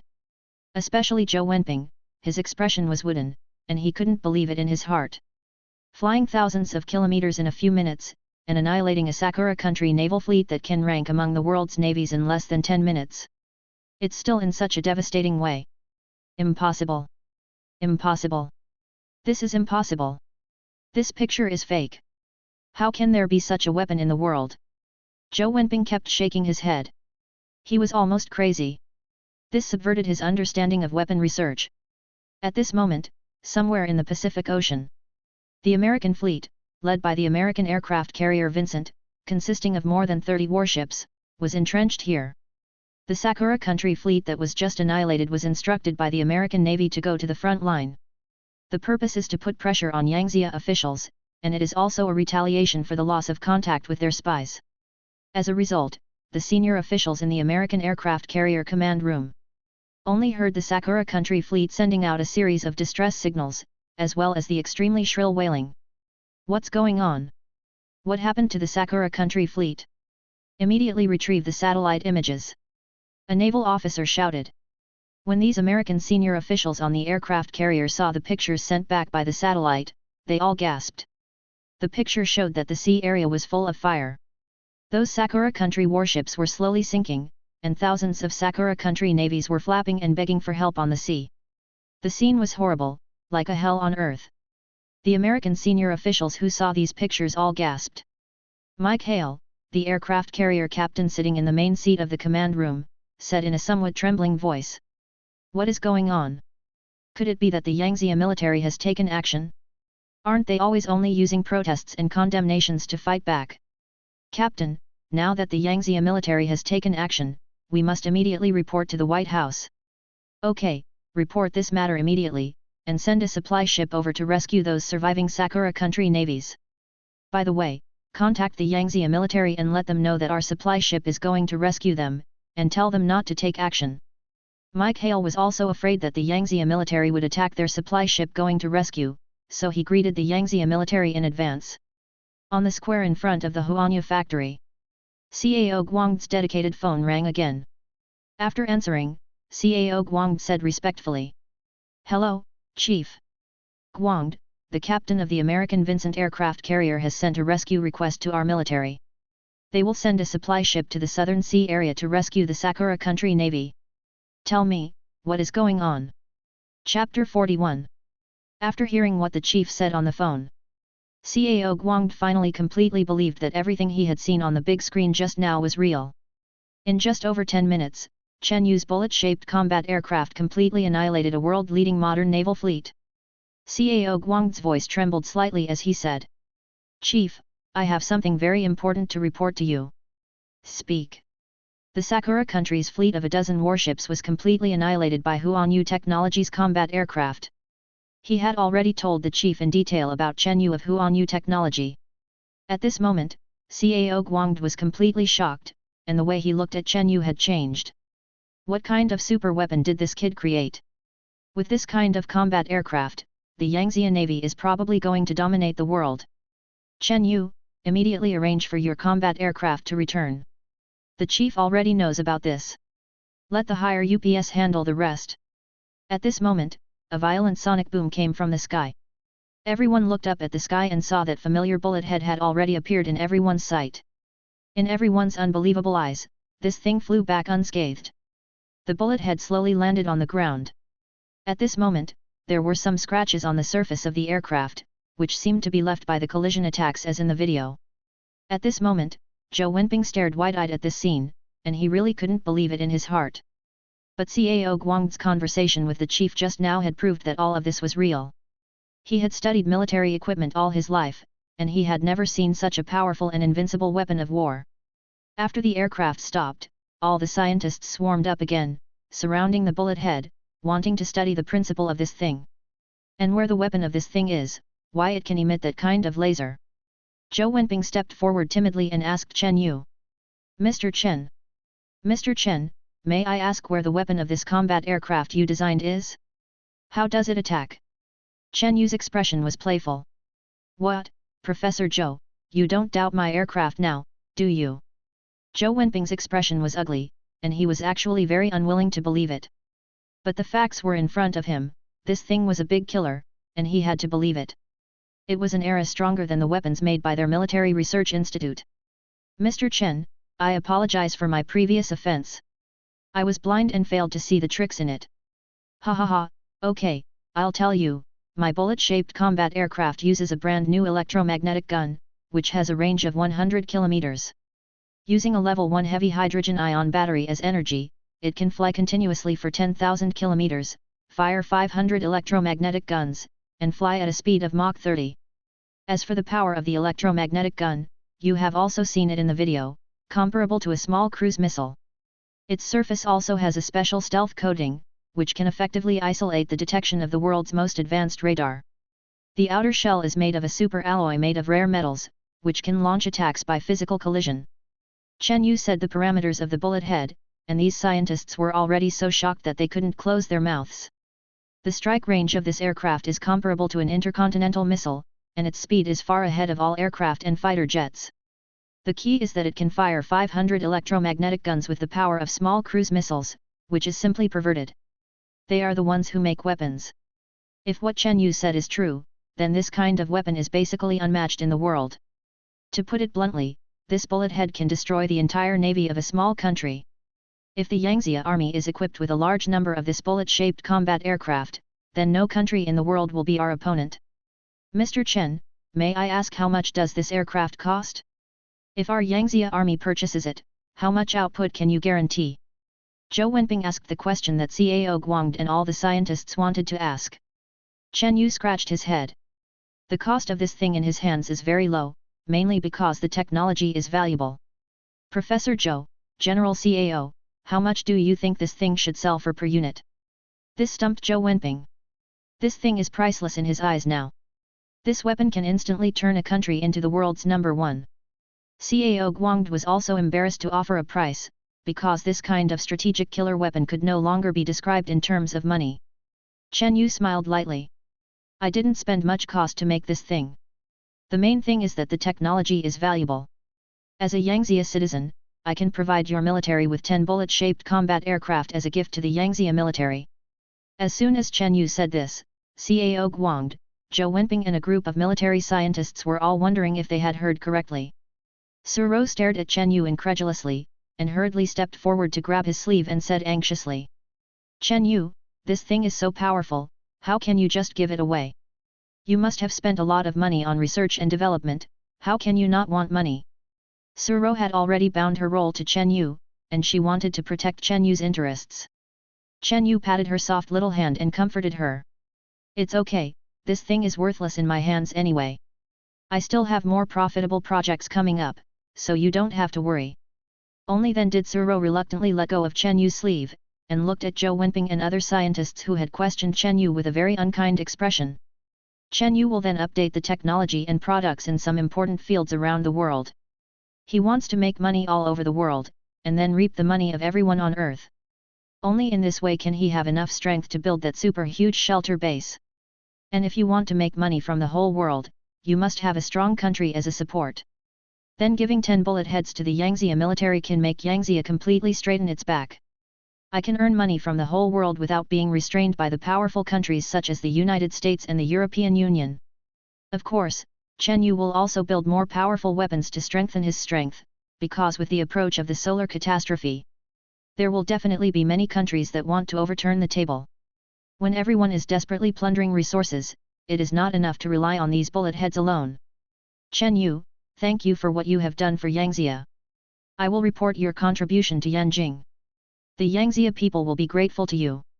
The next day, the news that a fleet of Sakura country was completely annihilated in the Yangzia waters topped the hot search list. A large number of Sakura country people took to the streets to protest.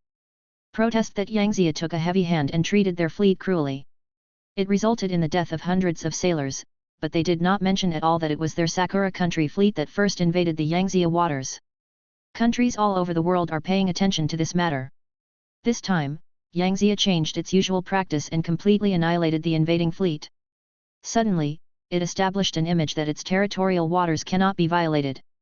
However, the Sakura country official has remained silent to this day, and is afraid to speak after suffering such a big loss.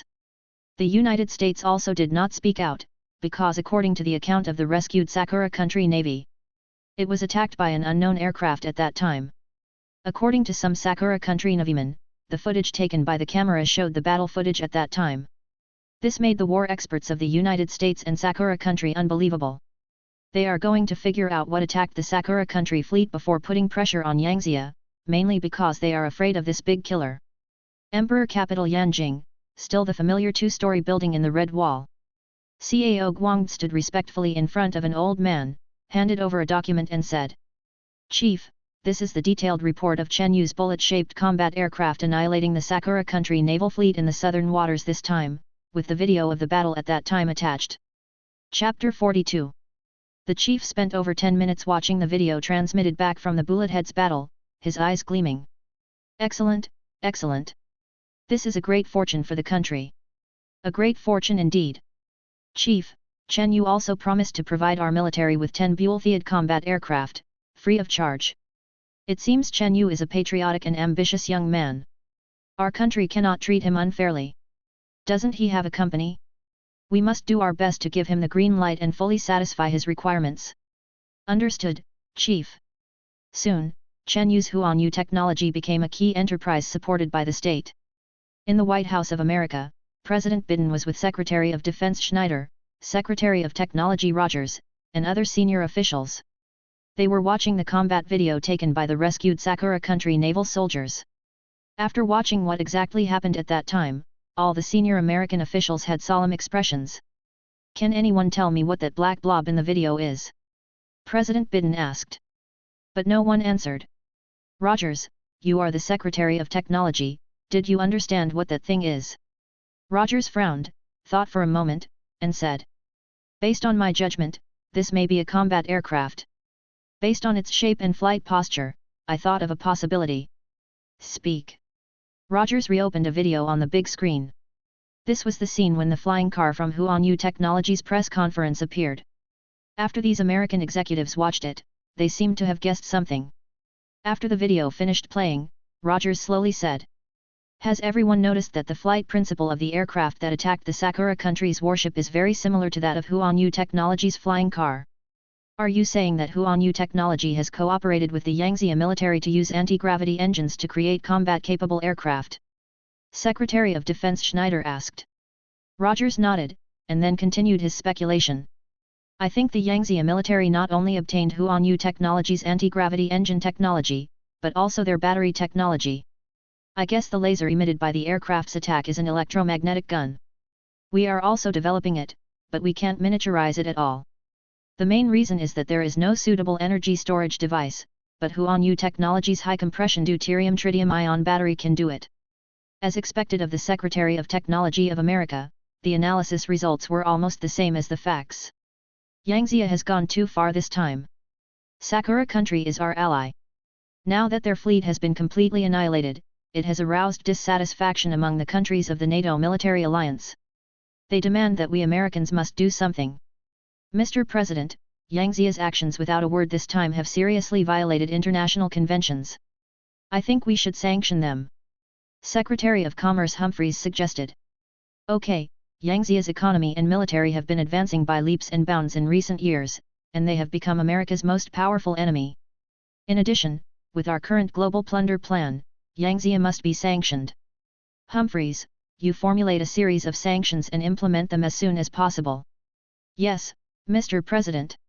In just one day, led by the United States, major EU economic powers followed. A sanction measure was promulgated simultaneously in North America and Europe. The content of the sanctions is as follows.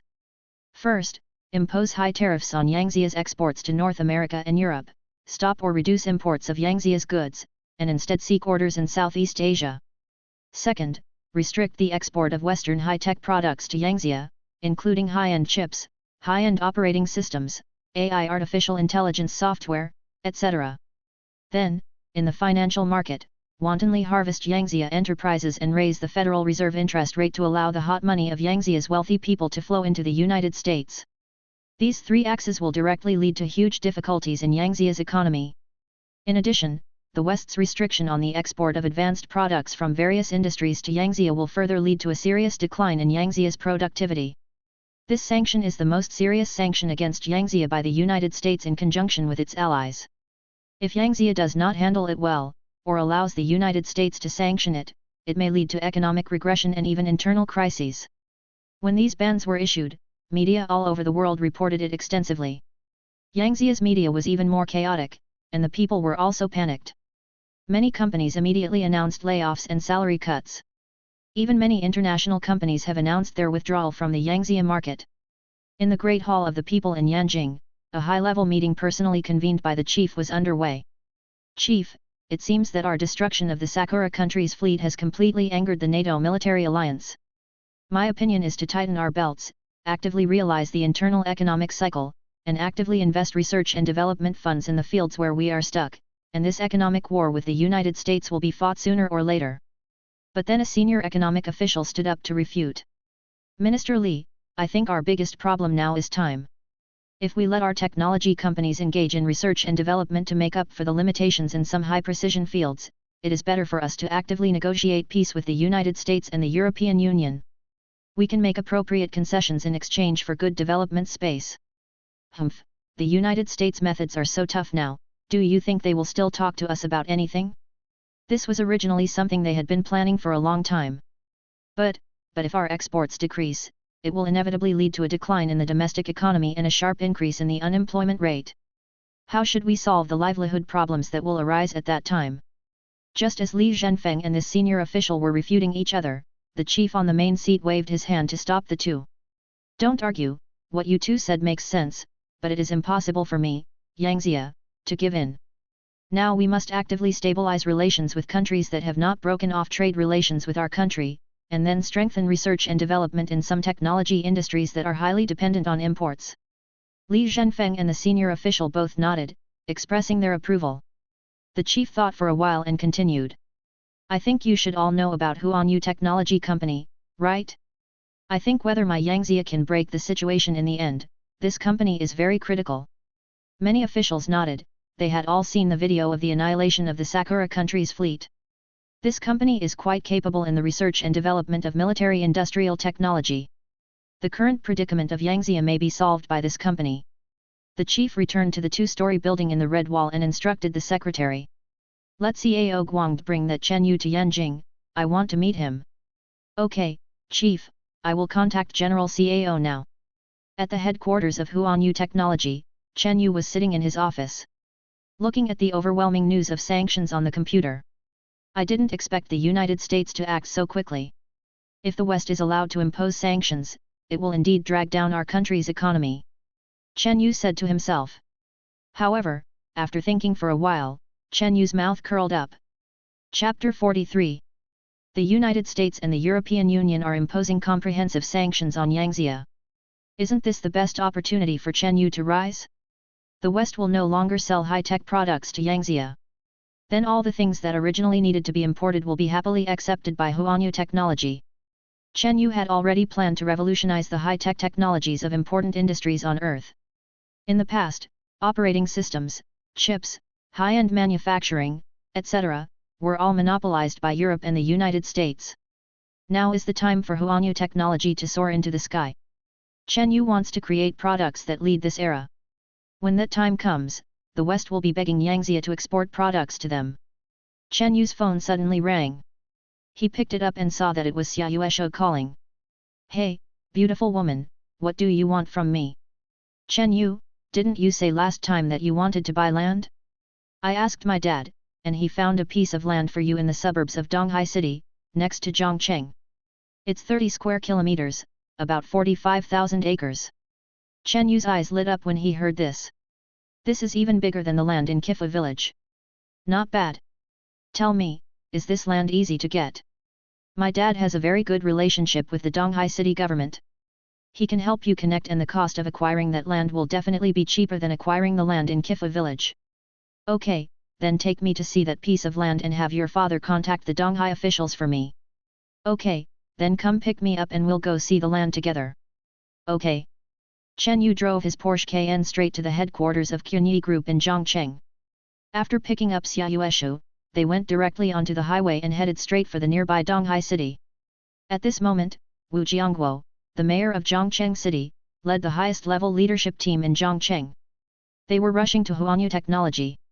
They had received an order from Yanjing to vigorously support Huanyu Technology. Ensure that all the company's requirements are implemented in place.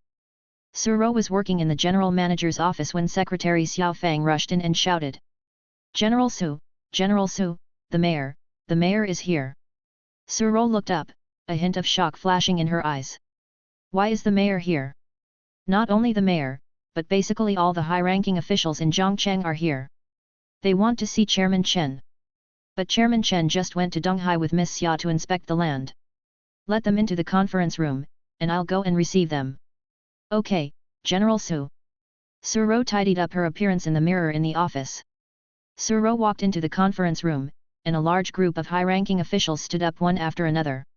When they saw that it was a woman, everyone was puzzled. Why isn't it Chen Yu? Leaders, this is General Su, the general manager of our Huanyu Technology. Xiao Fang introduced the big shots tremblingly. Suro had seen Chen Yu's big killer, which wiped out the Sakura country fleet in half an hour. She probably already guessed the purpose of these officials' visit. With confidence, she was not flustered in doing things. Suro confidently sat in the main seat, while those officials were still standing. But Suro's eyes were very sharp.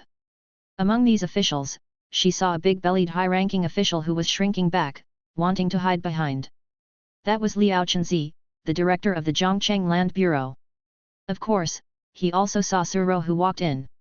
Liao Chenzi was uneasy when he came here. Some time ago, Suro of Huanyu Technology asked him to approve the land, but he refused in every possible way. He even hinted at wanting benefits, and the price he offered was ridiculously high. He thought that Huanyu Technology was a star enterprise and must be very rich, so he wanted to take advantage of it. As a result, even the superiors in Yanjing issued documents requiring all departments in Zhongcheng to actively cooperate with Huanyu Technology, at a strategic level. This made Liao Chenzi extremely depressed. If he had known that this company was so awesome, he shouldn't have made things difficult for Suro in the first place. After Suro sat down, she pressed her hands down, signaling the big shots to sit down. Hello, everyone, I am Suro, the general manager of Huanyu Technology. Currently, our chairman has just left to inspect projects in Donghai, so I can only receive you, and I have made you all condescend. After the officials sat down, Wu Jiangguo, the mayor with the highest status, spoke. General Su, you are too polite. With your status and position, we are certainly not condescending. Wu Jiangguo said this, but he was still uncomfortable in his heart. Chen Yu actually left when he, the dignified mayor, arrived. I wonder if you big shots are here to inspect our Huanyu Technology. Wu Jiangguo quickly explained. No, we are here to express our condolences to Huanyu Technology. Yanjing issued an important document, and Huanyu Technology in Zhongcheng has become a strategic-level support enterprise, requiring all departments in Zhongcheng to actively cooperate with your work. Suro showed an expression as expected. Oh. So our Huanyu Technology is so awesome? However, support or no support doesn't mean much to our Huanyu Technology, because we have enough strength to stand at the top of the industry. Yes, General Su is right. Wu Jiangguo hurriedly echoed. Mayor Wu, it's not that we don't need help, it's just that we have approached you, but some of your department leaders are very official. As soon as Suro said this, Liao Chenzi, the director of the Land Bureau, who was hiding in the corner, shivered. Here it comes, it really is here. As the mayor, Wu Jiangguo has been in the officialdom for decades. As soon as he heard this, he knew that Suro's words had other meanings. General Su, is it possible that the requirements your company has put forward to us have not been met? Suro glanced meaningfully at Liao Chenzi, who was trembling in the corner. It's not a big deal, it's just that our Huanyu Technology wants to requisition the land in Kifa village, but your land bureau has rejected it many times. Therefore, our chairman Chen has just left to inspect the land in Donghai. Maybe our Huanyu Technology will move there as a whole. As soon as Wu Jiangguo heard this, he immediately understood the key point. Huanyu Technology wants to take land for expansion, but it was made difficult by the Land Bureau. Now they are going to move to a nearby city in a fit of anger. If this is true, then according to Yanjing's current emphasis on Huanyu Technology, his position as mayor will be immediately removed. Wu Jiangguo's forehead began to sweat. General Su, why should Chairman Chen go to other cities to get a piece of land? You let Chairman Chen come back, and I will approve any land in Zhongcheng that he likes. Suro smiled playfully. Mayor Wu, I dare not. The leaders of your land bureau are so official. It's better for us small businesses not to confront the big officials. Wu Jiangguo turned his head, seemingly looking for something. Liao Chenzi in the corner kept shrinking back. But the surrounding officials were not fools either. They all moved away from him, immediately isolating Liao Chenzi. Wu Jiangguo shouted angrily. Liao Chenzi! Get over here! Chapter 44. Liao Chenzi trembled all over, his legs weakened, and he finally managed to reach Wu Jiangguo with a stutter. Mayor! Mayor! Mayor!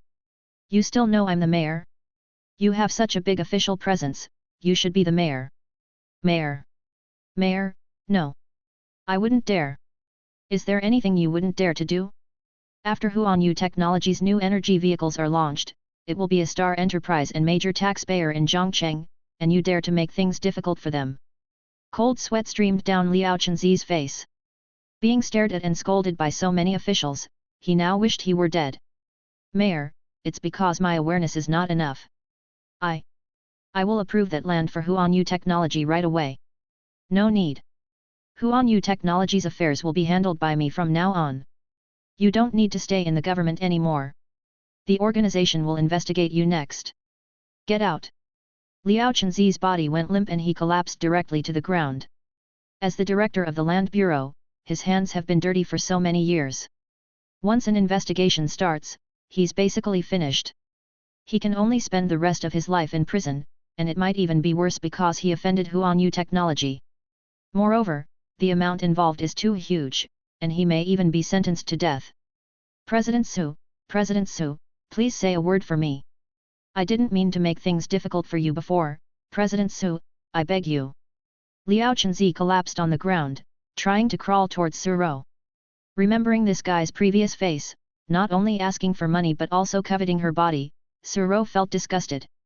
She didn't tell Chen Yu about these things, she thought they were minor and she could handle them herself. Security, take this man out. Suro shouted to the door. Immediately, several tall security guards rushed in and dragged away Liao Chenzi, who was like a pile of mud. President Su, you see, I've already removed Liao Chenzi. Can you call Director Chen and ask him to come back? After all, Zhongcheng is Huanyu Technology's headquarters, right? Suro smiled faintly, then took out her phone and dialed Chen Yu. Hello, Zyro, what's wrong? Mayor Wu, with the Zhongcheng leadership team, has come to our company, saying they want to strongly support our company, and said that wherever you want land, they will approve it for you. Oh. They've finally figured it out. But I'm already in Donghai now, so I have to see the land here before deciding. Just send them away. Then the phone was hung up. The phone was on speakerphone, and everyone could hear it.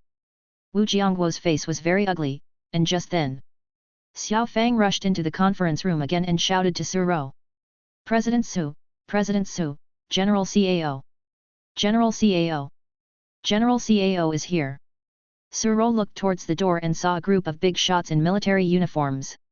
This time, CAO Guangde was accompanied not only by several generals from the southern military region, but also by a special envoy from Yanjing. Of course, Wu Jiangguo knew these people, they were all super big shots with real power. Oh, General CAO, General Zhang, General Li, isn't this Minister Liu? I didn't expect you to come to Huanyu Technology for inspection. Wu Jiangguo trotted forward and shook hands with these military big shots one by one. Oh, Mayor Wu is here for inspection? But we are not. We are under the order of the chief to invite Mr. Chen to Yanjing to discuss national affairs. Cao Guangde's words gave Chen Yu a great deal of face. Wu Jiangguo was stunned. Now even the chief wants to see Chen Yu. If Chen Yu says a few words to the chief about what he encountered in Zhongcheng, then his career as mayor is basically over. Wu Jiangguo was overjoyed, he still had time. Okay, General CAO, Generals, Minister, I will take my leave first. Wu Jiangguo led the big and small officials of Zhongcheng away in a crowd. He now had to rush to Donghai immediately to see Chen Yu as soon as possible. After Wu Jiangguo and others left, Suro entertained the military. General CAO, Chen Yu just went to Donghai, how about I host a lunch and arrange for you big shots to have a meal? Chen Yu should be back in the afternoon. President Su is too polite. This time the government has approved entertainment expenses for us. We should be the ones to treat you. Let's go, I'll have the secretary book a table at the hotel and wait for Chen Yu to come back. Alright then. Chen Yu and Xia Yuesho came to the edge of the border between Donghai City and Zhongcheng City. This place is not too far from Kifa Village, after all, Kifa Village is also on the edge of Zhongcheng. Chen Yu, my father is already there. He has already brought Zhao Wenbin, the mayor of Donghai City. You can talk to him then. The car drove for a while, and finally arrived at the agreed location. Chen Yu and Xia Yuesha got out of the car together, and saw a row of cars waiting here. A handsome middle-aged uncle walked forward and extended his hand. You are Chen Yu, right? I've been hearing my daughter talk about you every day recently, you are indeed a talented person. Chen Yu stretched out his hand and shook hands with Xia Shixing. Hello, Uncle Xia, I have also admired your name for a long time. Haha, let me introduce you, this is Zhao Wenbin, the mayor of Donghai City. Hello, Mr. Chen, I heard that you want to buy a piece of land, and President Xia found me. Yes, Mayor Zhao, I want to buy a large piece of land. Chen Yu, accompanied by the enthusiastic Mayor Zhao and Xia Shixing, spent an afternoon inspecting the land. This piece of land is a full 30 square kilometers, 45,000 acres, with about 3,000 households living inside. The land price plus the cost of resettlement will cost Chen Yu about 6 to 8 billion. This place is not only larger than the Kifa village area, but also 2 to 3 billion cheaper. Also, Chen Yu found that this place is very close to Kifa village in Zhongcheng on the opposite side, so his factory is not far from here. If he buys this land to build a science and technology park, it would be quite good, and Donghai City will also give Chen Yu strong support. Chen Yu was very satisfied with this piece of land, and was about to sign the land transfer contract with Zhao Wenbin on the spot. A row of official cars with Zhongcheng license plates drove directly in front of everyone. Wu Jiangguo, surrounded by many Zhongcheng officials, came to Chen Yu. He stretched out his hand, revealing his most amiable smile. "You are Mr. Chen, right? I am Wu Jiangguo, the mayor of Zhongcheng City. These are the senior leaders of the Zhongcheng government behind me. We were originally going to your company today to discuss the next support plan, but Mr. Chen, you came to Donghai, so we took the liberty of coming together." Chen Yu also stretched out his hand and shook hands with Wu Jiangguo. "Mayor Wu, you came all the way here, not just to tell me this, right?" Chapter 45. Wu Jiangguo's expression was awkward. Chen Yu's question clearly indicated he held some resentment. Mr. Chen, I already know about Huanyu Technology wanting to acquire land in Zhongcheng. It was my negligence in management before. Now, I have already removed Liao Chenzi, the director of the Land Bureau. As long as you return to Zhongcheng to acquire land now, no matter where it is, I will approve it for you." Wu Jiangguo's words carried significant weight, but as soon as he finished speaking, a voice rang out beside him. "Brother Wu, did you rush over here specifically to ruin my cooperation with Mr. Chen?" The speaker was none other than Zhao Wenbin, the mayor of Donghai City. Wu Jiangguo came with his mind solely focused on explaining things clearly to Chen Yu and reversing Chen Yu's decision. He didn't even pay attention to the people accompanying Chen Yu. Now, taking a closer look, he realized it was Zhao Wenbin, the mayor of the neighboring city. They could be considered old acquaintances. "So it's Mayor Zhao. Mr. Chen's company is originally in my Zhongcheng. Even if it needs to expand, it's most convenient in my Zhongcheng. Why bother running all the way to your Donghai?" Wu Jiangguo's words were not polite at all. "Wu Jiangguo, the reason Mr. Chen came here to acquire land is because you chilled Mr. Chen's heart. Now that you know the prospects of Mr. Chen's company, you come running back to salvage things. Do you, a dignified mayor, even have any shame? You." Chen Yu was stunned on the sidelines. Two city-level big shots were actually arguing like commoners over the right to have his company located in their city. The group of Zhongcheng officials that Wu Jiangguo brought, along with the Donghai officials behind Zhao Wenbin, were suddenly at odds, warning each other with hostile eyes. Zhao Wenbin learned from his friends in the cabinet in Yanjing that the top leader attached great importance to Huanyu Technology. When Xia Shixing of the Chiba group approached him, saying he wanted to help Huanyu Technology acquire a piece of land, he immediately agreed and even personally accompanied him, hoping that Huanyu Technology could move to his Donghai. Since Wu Jiangguo didn't cherish it, then he, Zhao Wenbin, would definitely hold Huanyu Technology in his palm. Just as Chen Yu felt that these two groups of high-level officials were about to start fighting, he intervened in time. "Hey! Everyone, calm down. Mayor Wu, Mayor Zhao, you are both mayors of a city, why make things so awkward over my little matter? Humph, we were having a good talk today and were about to sign the contract. He, Wu Jiangguo, ran over to disrupt things at this time. Whose fault do you think it is?" Zhao Wenbin flung his sleeves and said unhappily. Huanyu Technology is currently a technology company in my Zhongcheng. It should be provided with resources and care by my Zhongcheng. It's not your neighboring Donghai city's turn." Wu Jiangguo retorted equally unyieldingly. Chen Yu waved his hand, interrupting the two's bickering. "May I say a few words, you two big shots?" This finally silenced the two mayors, their faces flushed. "Mayor Wu, Mayor Zhao, to be honest, I've taken a fancy to both the land in Kifa village in Zhongcheng and this land. Moreover, I've looked at the map, and these two pieces of land are very close, with the Haijiang mountains in between. If you agree, why not give me both pieces of land? As long as I open up this mountain range, I can connect them into one piece. To be honest, the technology park I want to build this time needs as much area as possible. What do you think?" Chen Yu's words did not offend either side, and he could also get more land. He already had a blueprint in his mind to build a super technology industrial park, and the total area of the two pieces of land added up to nearly 60 square kilometers. This was almost the same as the core area of Silicon Valley in America, which gathered the world's top technology giants, including world-class technology companies such as Microsoft, Apple, Google, and Meta. Their products are popular all over the world. They even achieved absolute monopolies in some fields. And Chen Yu only had one Huanyu technology here.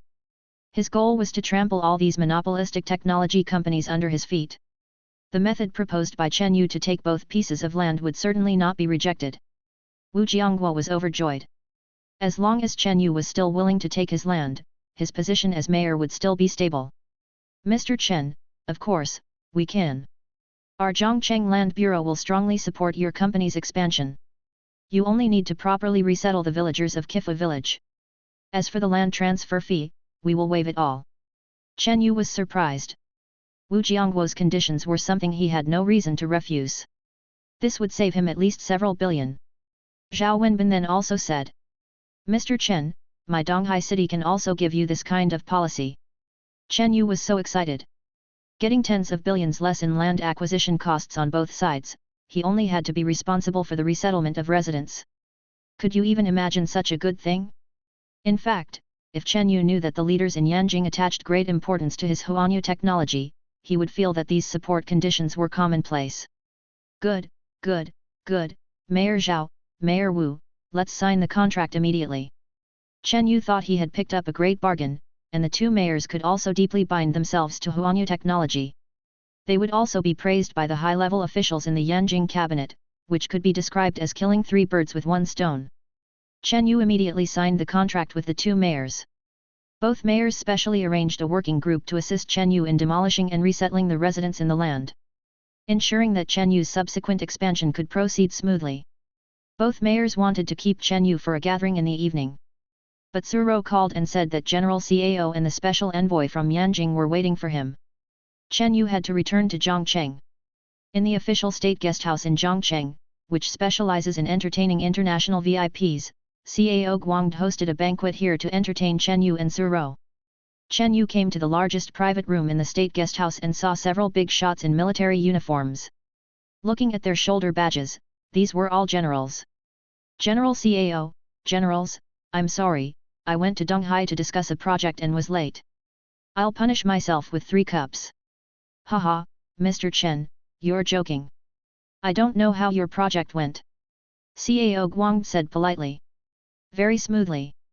I have acquired 2 pieces of land in Zhongcheng and Donghai and plan to build a technology industrial park. Cao Guangde's eyes lit up. The top leader said that the key for Yangzhia to break through the sanctions of Europe and the United States lies in Huanyu technology. Now that Chen Yu has acquired 2 pieces of land and is about to expand on a large scale, it proves that Chen Yu definitely wants to do something for the country. Cao Guangde raised a glass of wine and said excitedly. Chen Yu, come, Cao Guangde, will drink these 3 glasses of wine with you. Just as Cao Guangde finished speaking, General Zhang, General Li, and the special envoy from Yanjing stood up and raised the glasses in their hands. Seeing this scene, Chen Yu seemed to feel the country's support for him. Chen Yu nodded heavily. Okay, I understand. Yangzhia is currently undergoing a once-in-a-century change. As a Yangzhia person, I should contribute to the country. The sanctions of Europe and the United States will be defeated without being attacked in the near future. Chen Yu, said that. Chapter 46. Cao Guangde looked at Chen Yu with shining eyes, wondering what kind of surprise this young man, barely in his 20s, could bring to Yangzhia. Finally, everyone stood up, raised their glasses, and drank with Chen Yu. Even Suro was moved by Chen Yu's boldness, and she liked this man more and more. Xiao Fang saw Chen Yu's secretary, Xiao Jiazi, rushing out of the house, and glanced at her boss, Suro, unnaturally. She was probably thinking in her heart, what is the relationship between President Su and Chen Yu and Xiao Jiazi? Suro always knew that Xiao Jiazi lived with Chen Yu, but Chen Yu always said that there was nothing between him and Xiao Jiazi. Xiao Fang, you can go back first, I can help Chairman Chen in. Okay then, President Su, I'll go back first. Xiao Fang gave her boss and Chen Yu a meaningful look before driving away. She helped Chen Yu into the villa and laid him on the sofa. Chen Yu hugged Suro, acting like a hooligan. Suro exclaimed subconsciously. Ah, Chen Yu. In fact, Chen Yu was not drunk at all. He had an AMI-class repair robot in his body, which could quickly decompose and eliminate the alcohol. So, Chen Yu was just pretending. He just wanted to trick Suro into sending him back, and then take advantage of the alcohol to act like a hooligan. Chen Yu, wake up, you're crushing me. Suro, let me help you. Xiao Jiazi stepped forward, grabbed Chen Yu's collar, and lifted him up directly. Chen Yu cursed in his heart. It seems that I must throw Xiao Jiazi far away when I take advantage of her in the future. Chen Yu stopped pretending and slowly woke up. Ah, I'm already back, Xiao Ro, did you send me back? Why don't you stay here tonight? Suro's face turned red instantly. I'd better not, isn't there Xiao Jiazi to take care of you here? Alas, she's nothing, she's just a decoration. Suro still didn't understand. Chen Yu always said that Xiao Jiazi was just a decoration, something that couldn't be used. Master, you haven't even tried it, how do you know it's a decoration? People still know a lot. Chen Yu held his forehead, Xiao Jiazi, can't you shut up? As soon as Suro heard this, what kind of tiger and wolf words were these? Immediately, her expression turned cold, and she grabbed her bag and stormed out. Chen Yu's plan failed again. He turned to look at Xiao Jiazi, who had a harmless look on her face. If you don't speak, no one will think you're a mute. Come and massage my legs. Okay, master. Chen Yu lay on the sofa and enjoyed himself. The next day, Chen Yu followed Cao Guangde and boarded a special plane to Yanjing. Thousands of miles away in America, in a laboratory in a secret underground base in Area 51. Secretary of Technology Rogers was looking inside through a glass window. At this moment, a secret research project was underway inside. Defense Secretary Schneider asked curiously. Can your experiment succeed? Rogers frowned and said. These are all technologies excavated from the spaceship in the ruins, but the technology inside is too advanced. Our scientists still need time to perfectly imitate it. It is said that good news has come from laboratory number 3. We can't fall behind either. How can what they are researching compare with mine?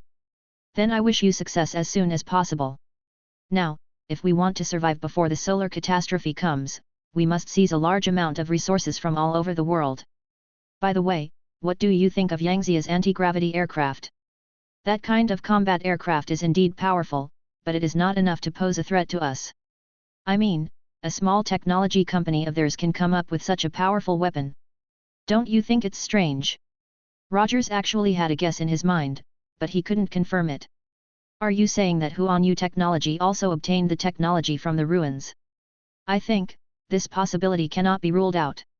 Humph, what a joke, those technologies cannot be cracked in a short period of time. That Huanyu technology has only been established for a little over a month.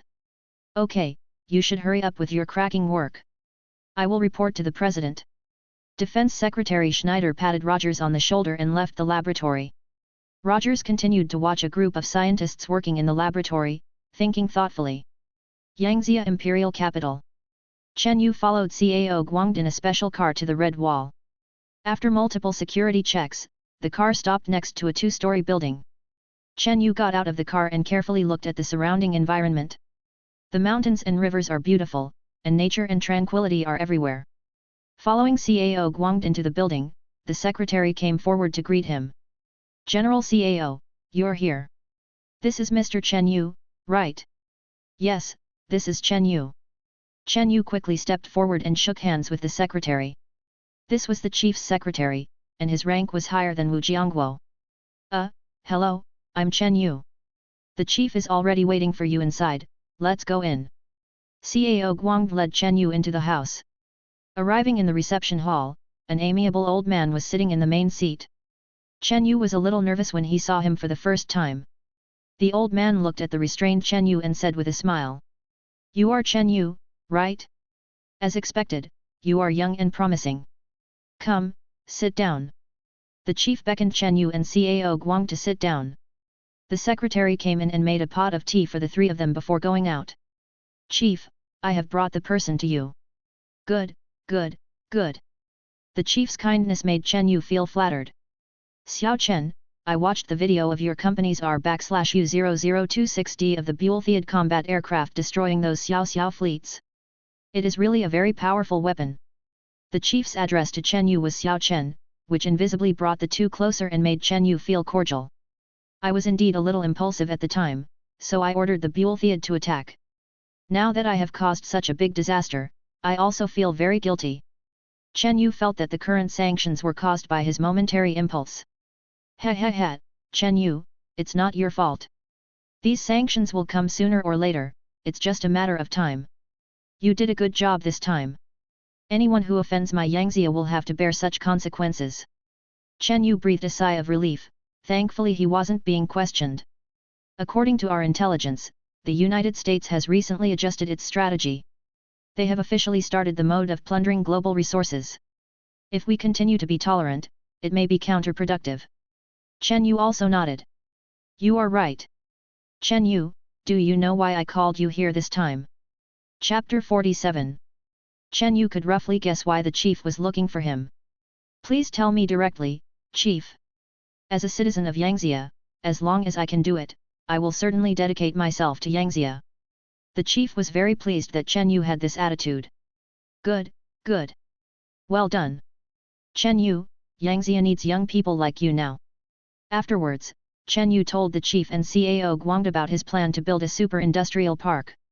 As for what products he would make, Chen Yu didn't say, but the chief obviously trusted Chen Yu very much.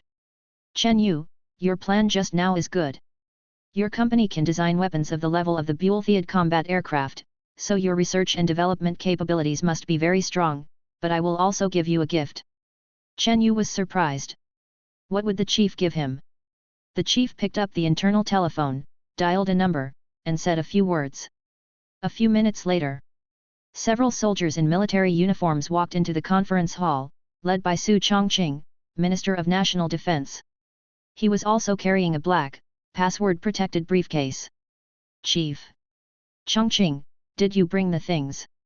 I brought them, Chief. Su Chongqing placed the black password briefcase on the table. Chen Yu was curious. What was inside?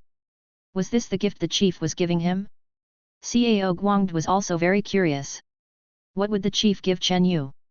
Could it be the things inside? Chen Yu, aren't you very curious about what's inside? Chen Yu nodded. Hee, chief, the gift you give must be extraordinary. Ha, of course. Chongqing, open it. Su Chongqing and several high-ranking officials behind him used their fingerprints to open the briefcase. Chen Yu was stunned. Was the security level of the things inside so high? It required the Minister of National Defense and several high-ranking officials to open it together. After the briefcase was opened, Chen Yu looked inside. There were only stacks of documents. To be honest, Chen Yu was a little disappointed. He didn't care what was on the documents. He had an alien spaceship and a technology library that the Earth didn't have, so he wasn't very interested in these documents. Chen Yu, take a look at these documents. Chen Yu connected to the AI in his mind. AI, immediately scan this document and then tell me why there is this technology on Earth. Okay, Captain, please browse the document, I will scan it immediately. Subsequently, Chen Yu's eyes were the AI's eyes.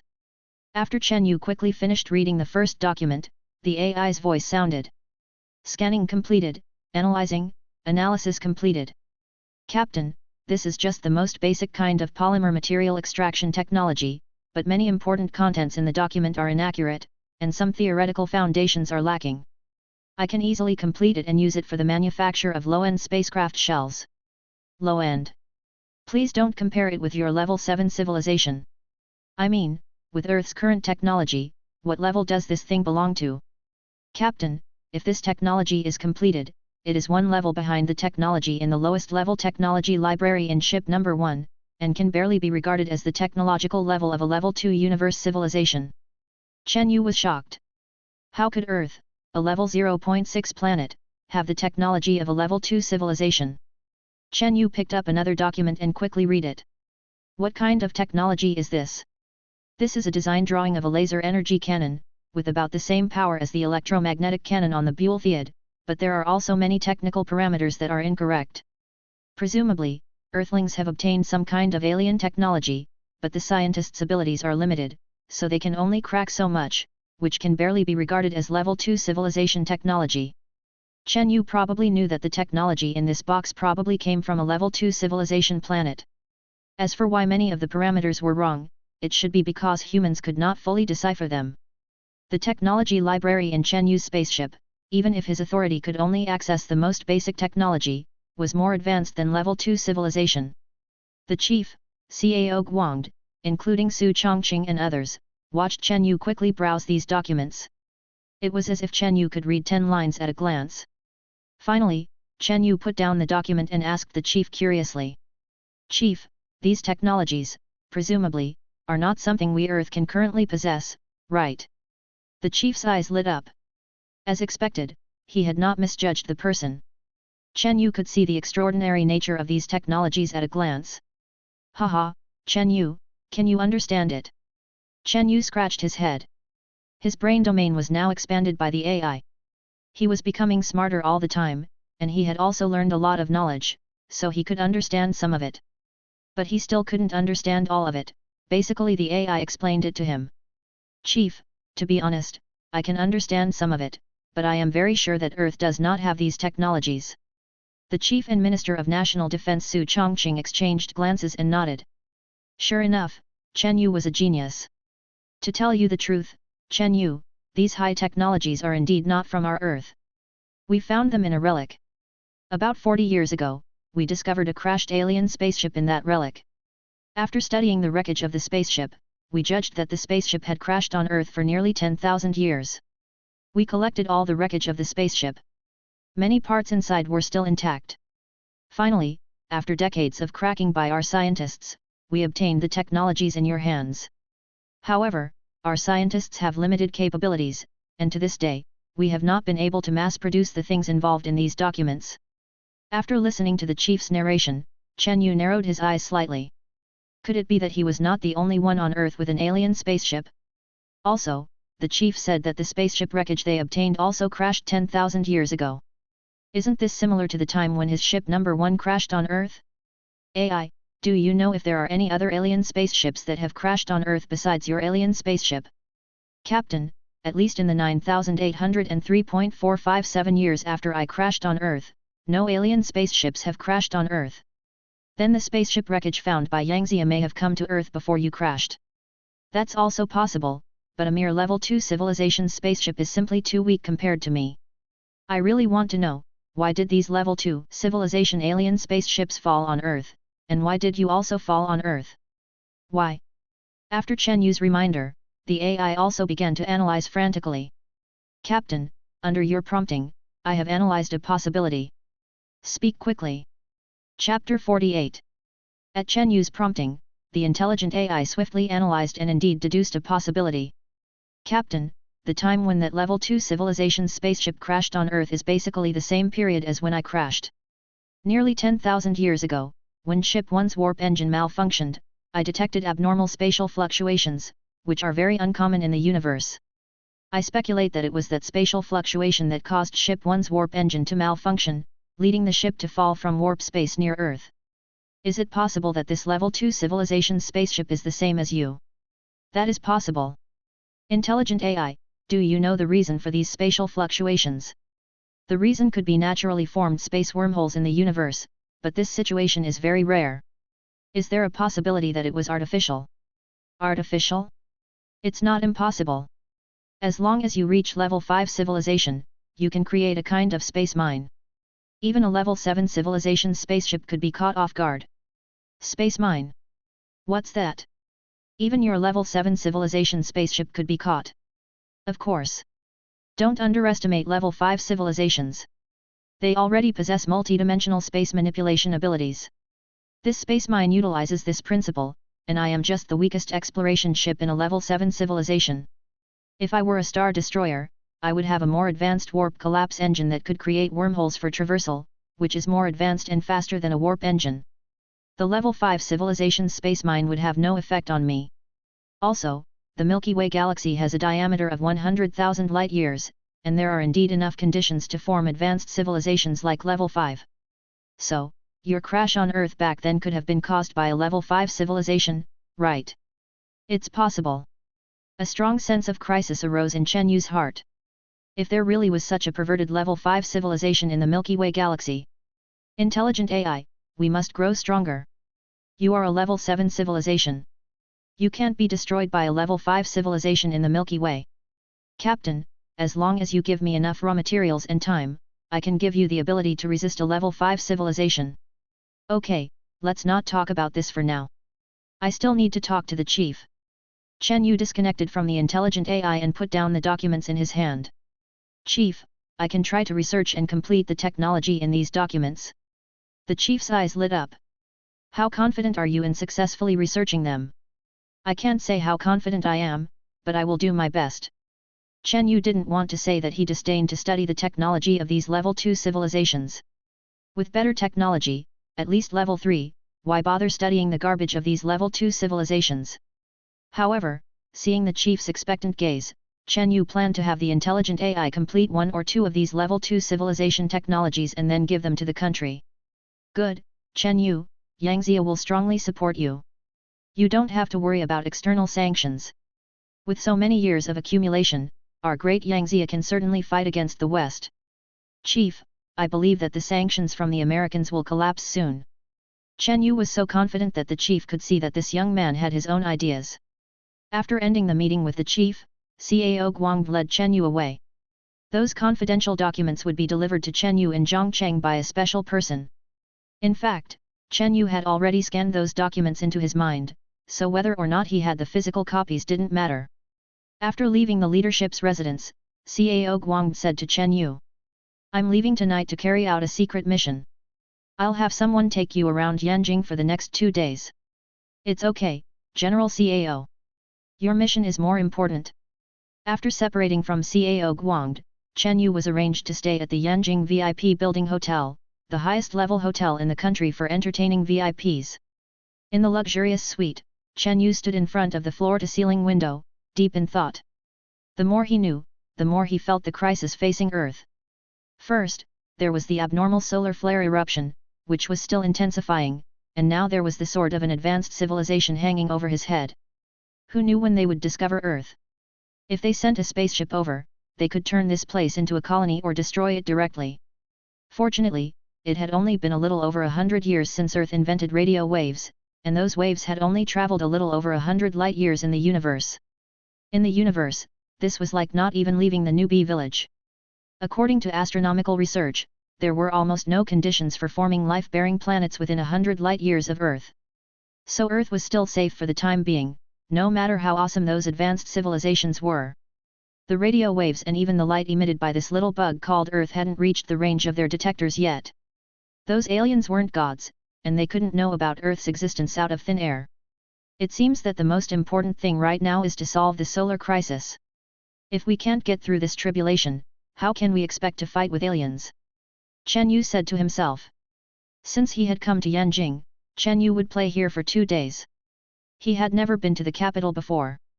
The next morning, the door of Chen Yu's suite was knocked. Wearing pajamas, Chen Yu opened the door, thinking it was the hotel bringing breakfast.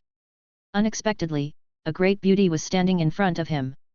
A delicate and petite face, and those eyes were very captivating. Tall, at least 1.7 meters, and a pair of silver high heels made her almost as tall as Chen Yu, who was 1.83 meters. The beauty looked to be in her early 20s, with slightly red wavy hair, sexy and charming. A dark dress set off her figure perfectly, even approaching little Jiazi. Especially a pair of black silk beautiful legs, made Chen Yu a little hot early in the morning. You are Chen Yu, right? The beauty asked first. Chen Yu was a little uneasy. You are. Let me introduce myself, my name is Cao Yuxin, Cao Guang is my father. He went out to perform a task last night, so he asked me to take you around Yanjing today. Chen Yu was very surprised. He didn't expect General Cao Guang to have such a beautiful daughter. So when Cao Guang said he would send someone to take him around, he meant his own daughter. Chen Yu looked at Cao Yuxin again and found that she did have some resemblance to Cao Guang. Okay, Miss Cao, then I'll have to trouble you today. Call me Yuxin, calling me Miss Cao is too formal. Okay then, Yuxin. Hurry up and get dressed, I'll wait for you outside. Oh, okay, okay. Chen Yu quickly returned to the room, quickly put on his clothes, and it was not good to make such a beautiful woman wait. It only took 2 minutes for Chen Yu to get dressed and come to the door. Yo, it hasn't been long, so fast. Chen Yu was speechless. How could a man be told he was fast by a woman, especially such a beautiful woman? So subconsciously, he said. Actually, sometimes, I can last a long time. Cao Yuxin's expression froze slightly, the corners of her mouth twitched, and she took Chen Yu downstairs. The two had breakfast at the hotel and walked out of the door, where there was a red Mini Cooper. Get in the car, I'll take you to a fun place. Chen Yu was a little surprised that Cao Yuxin would drive such a cute car. The two got in the car and drove away. What Chen Yu didn't know was that not long after the Mini drove out, a black car parked not far away, very inconspicuous, also started quietly and followed behind the Mini. Chapter 49. Inside the black sedan sat two men.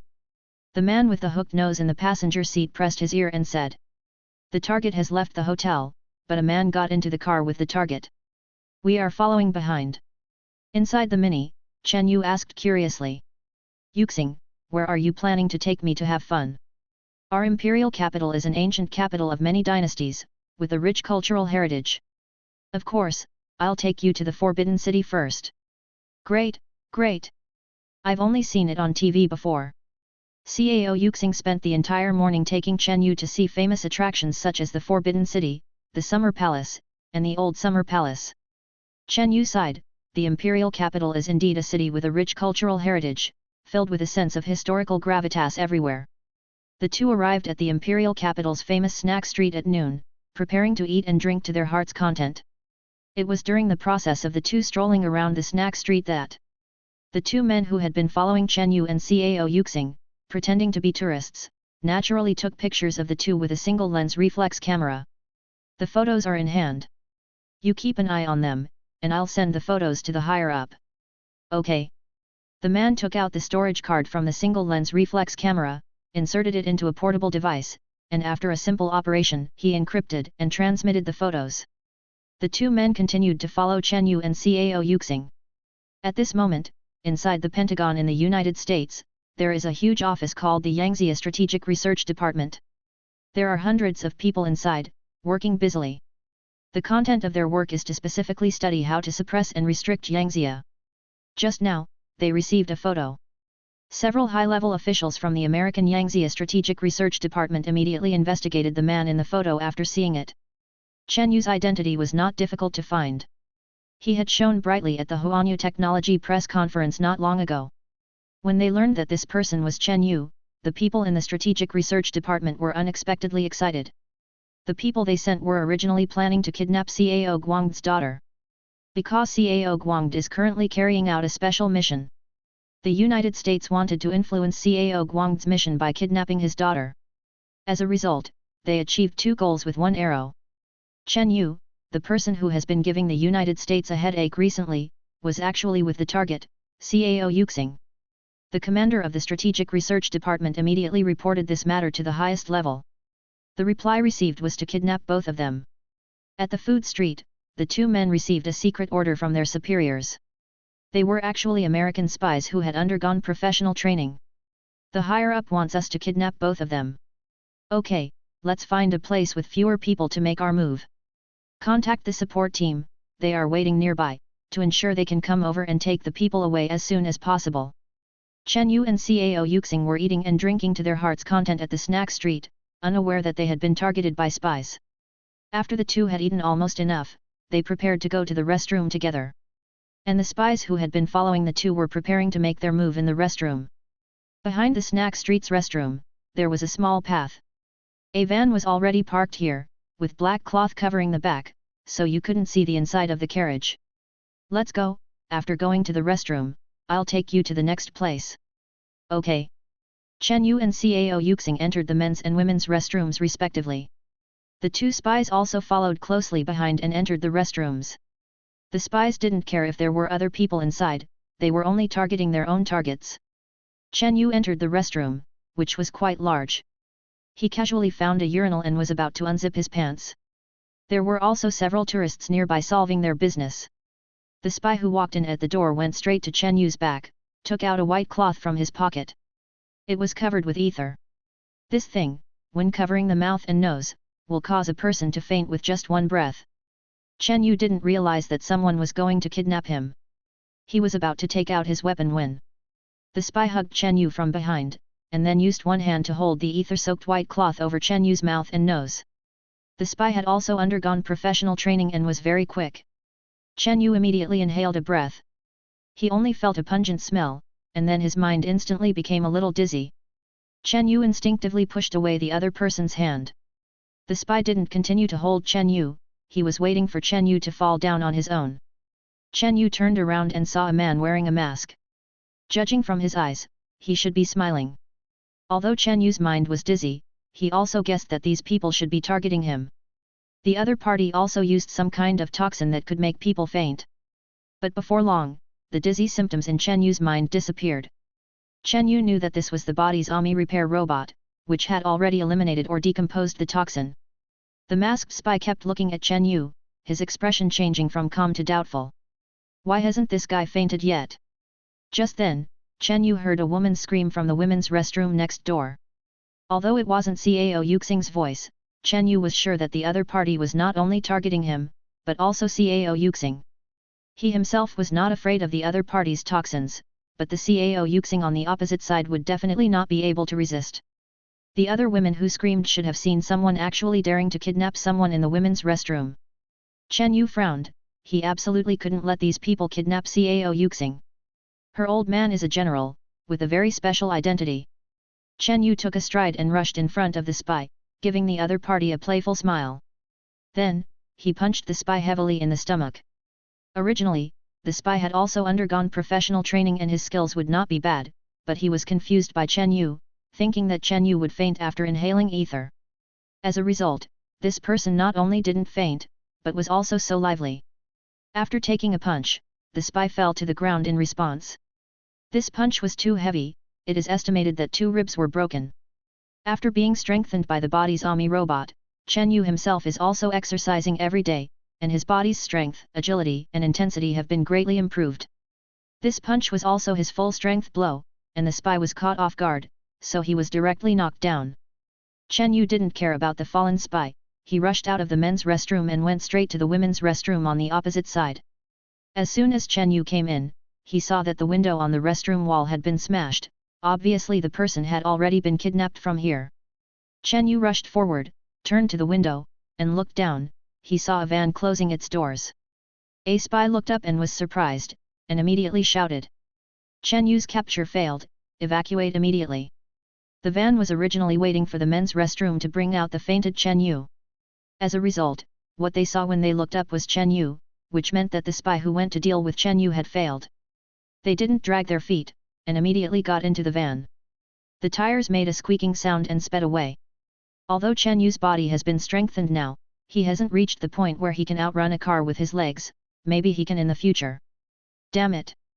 Chen Yu cursed angrily by the roadside. Chapter 50. Chen Yu couldn't just stand by and watch these people kidnap Cao Yuxin, so he immediately connected to the AI in his mind. AI, quickly track that car for me. Find the car's image directly in my mind, and then send the car's real-time location to my phone. Okay, Captain, the landing ship will immediately fly from near-Earth orbit to the skies above Yanjing to lock onto the target in real time. A small landing ship was floating in near-Earth orbit above Zhongcheng. Upon receiving the order, it sped towards Yanjing at full speed. Chen Yu hailed a taxi on the street and directed the driver towards the target. The van was heading towards the most remote suburbs. If Cao Yuxin wasn't in the car, Chen Yu would have directly ordered the landing ship to fire a laser cannon, blasting the car and everyone in it to ashes. The taxi followed for more than an hour, reaching a small road in the suburbs. The taxi driver was a little scared. Sir, where exactly are you going? This is the edge of Yanqing. I can only take you this far. The taxi slowly stopped. Chen Yu couldn't make things difficult for the driver. He had no choice but to get out of the car, scan the code to pay the fare, and the driver immediately turned around and sped away. Chen Yu looked at the red dot on his phone that had stopped moving. These kidnappers must have arrived at their stronghold. However, it was still 7 or 8 kilometers away from his current location. Chen Yu prepared to run there. With his current physique, running these few kilometers was not a problem. Chen Yu started walking, following the rugged path towards the kidnapper's location. It only took about 10 minutes for Chen Yu to run the distance that would normally take a person 40 minutes to cover. At this moment, Chen Yu saw an old red brick building in his line of sight. AI, scan how many people are in the building.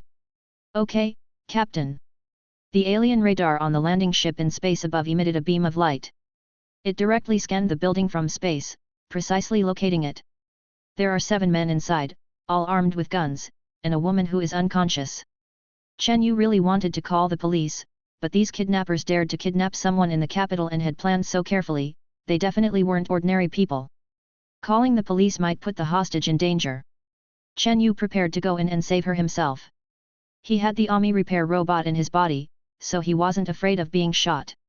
AI, implant all the fighting skills that little pliers learned into my memory. Okay, Captain, operating now, operation successful. Chen Yu only felt that many memories instantly appeared in his mind. He had a more intuitive understanding of human joints, blood vessels, and muscles. He knew where to hit to kill someone with one blow. Chen Yu swung his fists twice, the wind whistling. Before, when he punched, he didn't know how to exert force and could only use brute strength.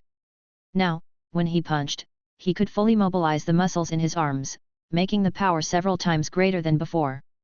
He could even create a cracking sound of the fist like in the movies. Not bad. Now, if those people are hit by my punch, they will be crippled even if they don't die. Chen Yu quietly sneaked into the building's courtyard. The AI had already transmitted the scanned images of the interior of the basement to Chen Yu's eyes. Chen Yu was able to see the situation inside through the walls. Obviously, there was no one in the courtyard outside the building. Chen Yu jumped directly over the 2-meter-high wall. The Olympic high jump record was 2 meters 4, which was just an easy jump for Chen Yu. Arriving at the courtyard, looking at the 3D images of the building's interior scanned in real time by the landing ship above his head. These people were all hiding in a basement. Chen Yu sneaked into the house and headed towards the basement. Inside the basement, a spy was holding a special communicator and talking. We failed to kidnap Chen Yu, and only kidnapped Cao Yuxin. Chen Yu is just an ordinary person, and you are all professionally trained soldiers, how could you fail? According to the information sent back by the person who kidnapped Chen Yu is a master with great strength. One punch broke his ribs, and Chen Yu doesn't seem to be afraid of ether. Nonsense, who wouldn't be afraid of ether? Even an elephant would faint, are you kidding me? But, that's what the person who attacked Chen Yu said. Forget it, Chen Yu was not your target this time anyway, just take care of that woman, she is very important. Okay, sir. The spy leader hung up the communicator. A spy next to him asked. Boss, the third brother who went to kidnap Chen Yu is now hiding in the city, should we pick him up? Leave him alone for now, let him hide well.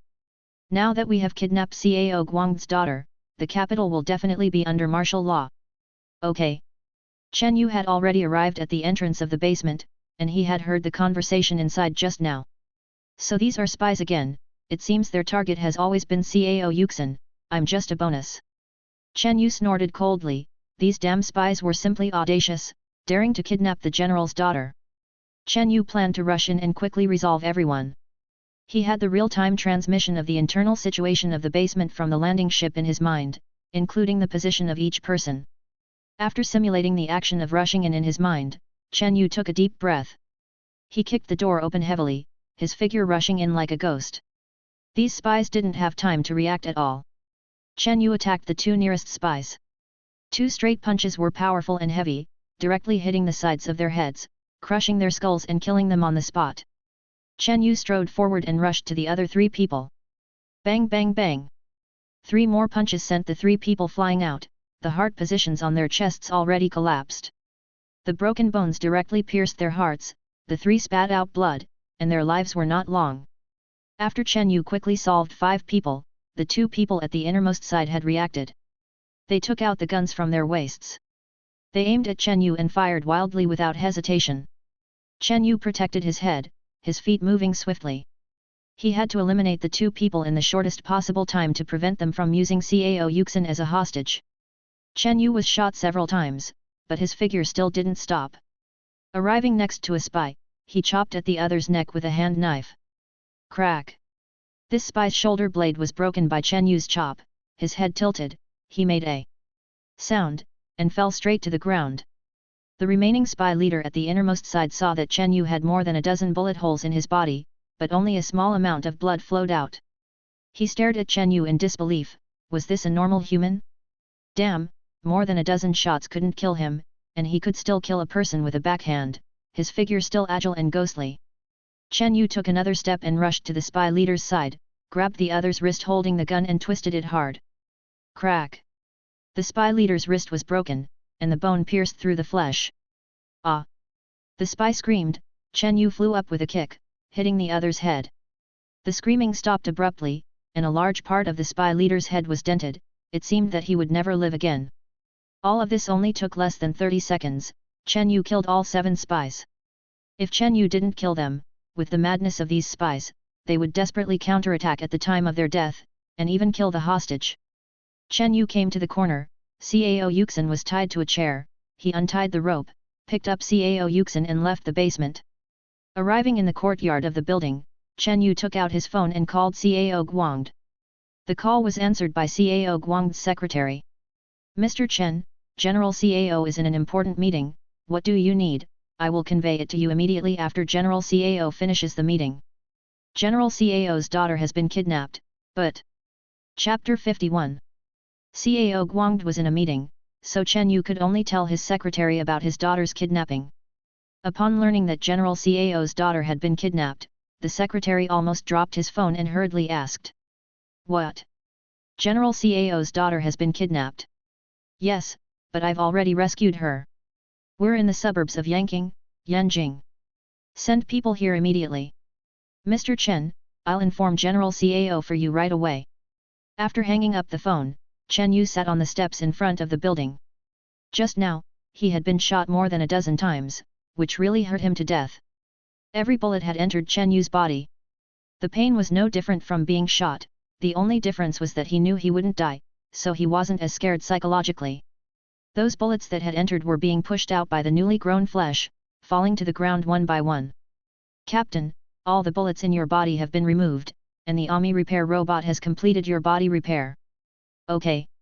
A few minutes later, Chen Yu's phone rang. It was Cao Guangde calling. The secretary must have interrupted his meeting. Chen Yu, is my daughter all right? General Cao, Yuxin is fine. Today, spies came to kidnap us, and I followed those spies all the way to the suburbs of Yanqing. Now, all those spies have been killed by me. It doesn't matter if they're dead.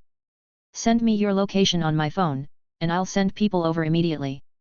In just 20 minutes, Chen Yu heard the sound of propellers in the sky. Several military helicopters slowly landed in a large open space in front of the building. Many soldiers with fully automatic rifles rushed down. Several officers in military uniforms walked into the small courtyard. They saw Chen Yu and Cao Yuxin. The men trotted forward, saluted Chen Yu, and the leading officer said respectfully. Mr. Chen, thank you so much. Send people to check the basement. Those should be American spies planted in Yangzhou. Their communication devices are still there, so you might be able to find something. Okay, Mr. Chen. Several military doctors in white coats had already put Cao Yuxin on a stretcher. When the officers went down to the basement and saw the death of those 7 people, they couldn't help but gasp. These spies were all beaten to death directly with fists and feet. How much strength would it take to do that? Chen Yu did not leave on these military helicopters. He found an excuse to stay nearby. After the military planes flew away, Chen Yu summoned the landing ship to land. In a deserted farmland, Chen Yu boarded the spaceship and returned to Zhongcheng. The landing ship only took 10 minutes to return to Chen Yu's villa in Zhongcheng. It was already evening when Chen Yu returned to the villa. After washing up with Xiao Jiazi's service, he lay on the bed. Xiao Jiazi was as naked as ever, acting as Chen Yu's intimate human pillow. Chen Yu thought of what happened today. Why did those American spies kidnap Cao Yuxin?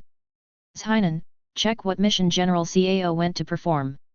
Okay, Captain, I will connect to the military server to inquire. Captain, it has been found that General Cao is currently in Africa, competing with the White Bear country, the United States, France, England, Germany, and other countries for the newly discovered largest iron ore field in the world. Iron ore field? Could it be that the American spies kidnapped Cao Yuxin to make Cao Guangd back down? Why are the world's strongest countries gathered in Africa to compete for this iron ore field? The main reason is to build shelters. It seems that these major countries basically know something about the solar cataclysm. Even though Yangtze's current scientists are still verifying the authenticity of the solar cataclysm, it does not prevent them from preparing for both possibilities. Zhainan, what is the total output of that iron ore field? According to the currently proven iron reserves, at least 30 billion tons of steel can be extracted. Good heavens, there is so much. The global steel production is only about 2 billion tons a year. No wonder these major countries are going to grab it. But the United States even used kidnapping, which is really despicable. Far away on the other side of the earth, at the American Pentagon. In the office of the Yangtze Strategic Research Institute, several American senior officials frowned. Still can't get in touch. Sir, of those involved in the kidnapping, only one is injured and hiding in the city, and all the others have lost contact. Alas, the mission has probably failed. It seems that the hostage has been rescued. Then how can we restrict the Yangtze representatives in the African iron ore field negotiations? In recent years, Yangtze has been assisting those third world countries in Africa. This time, those countries are very inclined to give the mining rights to Yangtze, which is not easy for us to handle. Since it is related to the construction of shelters, I think we can't be too gentlemanly. I suggest sending our aircraft carrier battle group to Africa, and those poor and backward countries will definitely give in. I will contact the president about this. The next day, Chen Yu received a call early in the morning. It was from Cao Yuxin. It seemed that this little girl should have woken up. Hello, Yuxin, are you feeling better? Chen Yu, I heard that you saved me. You took me out to play, and if we encounter danger, I definitely have to save you. Thank you, Chen Yu. I heard that you took a great risk this time to save me. It doesn't matter, this is what I should do. Those American spies are really shameless. They actually wanted to catch me and force my dad to make concessions at the most critical moment.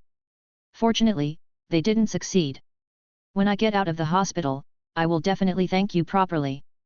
Hehe, no need, I've already returned to Zhongcheng. Ah, you've already left? That won't do. I must thank you in person. Your identity is special now, so it's best not to walk around.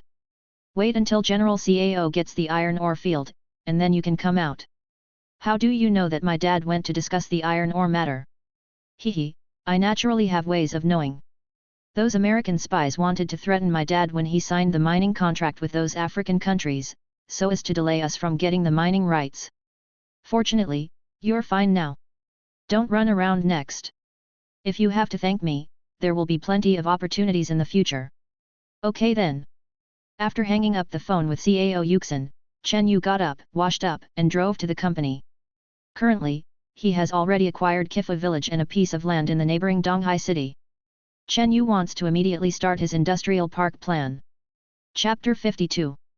Arriving at the company, Chen Yu convened a meeting of senior executives, coordinating all departments. Together with the working groups from Zhongcheng and Donghai cities, they worked to properly resettle the local residents as quickly as possible. Chen Yu offered both money and housing, and the residents were very willing to move. There were also some stubborn holdouts who wanted to demand exorbitant prices, but under the strong measures of the two city working groups.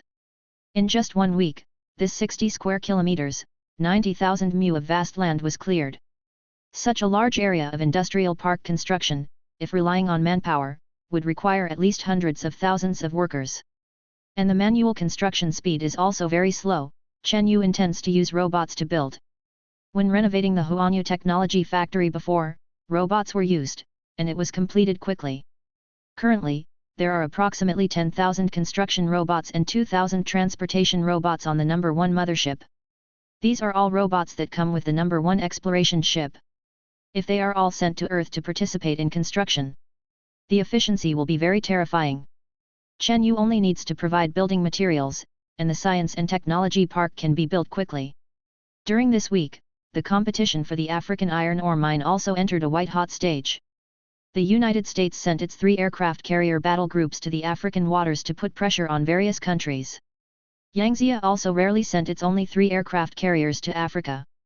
Although Yangtze's aircraft carriers have not yet formed a strong combat capability, and even the carrier-based aircraft are at least 2 generations behind the United States. But Yangtze did not give in this time. This iron ore is too important. In the end, those African countries could not bear the pressure and had to compromise. The 6 major countries of Yangtze, the United States, the White Bear Country, England, France, and Germany jointly mined. The mining ratio is that the 3 major countries of Yangtze, the United States, and the White Bear each account for 30%, totaling 90% of the mining rights. The remaining 10% is mined by the 3 countries of England, France, and Germany. This directly triggered dissatisfaction among Sakura country, Bangsa country, and the most populous India. Why didn't they notify them to participate in the competition for mining rights? Especially Bangsa country, the domestic netizens were full of condemnation, saying that Yangtze had robbed them of the mining rights that originally belonged to them. Because the people of Bangsa country said that they are developed countries and have world-class companies such as Samsung and Hyundai. While Yangtze is currently only a developing country, so it is not qualified to obtain mining rights and should return the mining rights to Bangsa country. However, domestic netizens ignored the clamor of Bangsa country netizens. If a stray dog barks at you on the side of the road, do you have to rush up and bark at him? Seize the opportunity and kick him to death. Chen Yu was in the office watching the news on the computer. When he saw that Yangtze only got 30% of the mining rights, he was angry. I didn't get it all. These Americans are really hateful. Humph, when my power grows, I will definitely make you all spit it out. Chen Yu invested all the money he earned from Huanyu Motors into the construction of Huanyu Science and Technology Park. Because Chen Yu does not need to hire hundreds of thousands of workers, he directly saves hundreds of billions in costs. Yangtze's high-end chips have always been imported from American products. If the United States stops exporting, our country will be severely stagnated in many fields. And Chen Yu will take out the most low-end chip technology from the spacecraft technology library. Single photon folding tremor chip. The principle is that a single photon trembles at the speed of light in a certain area to achieve computing power. This directly leads the Earth's semiconductor chips by at least 100 years. The computing power of an ordinary photon folding tremor chip is equivalent to a supercomputing center on Earth today. Chen Yu can imagine that once his chip is launched, the whole world will be shocked. If Yangtze uses computers with this chip to do research, all walks of life will usher in rapid development in the future. Since he has launched his own chip, Chen Yu will also launch his own software by the way.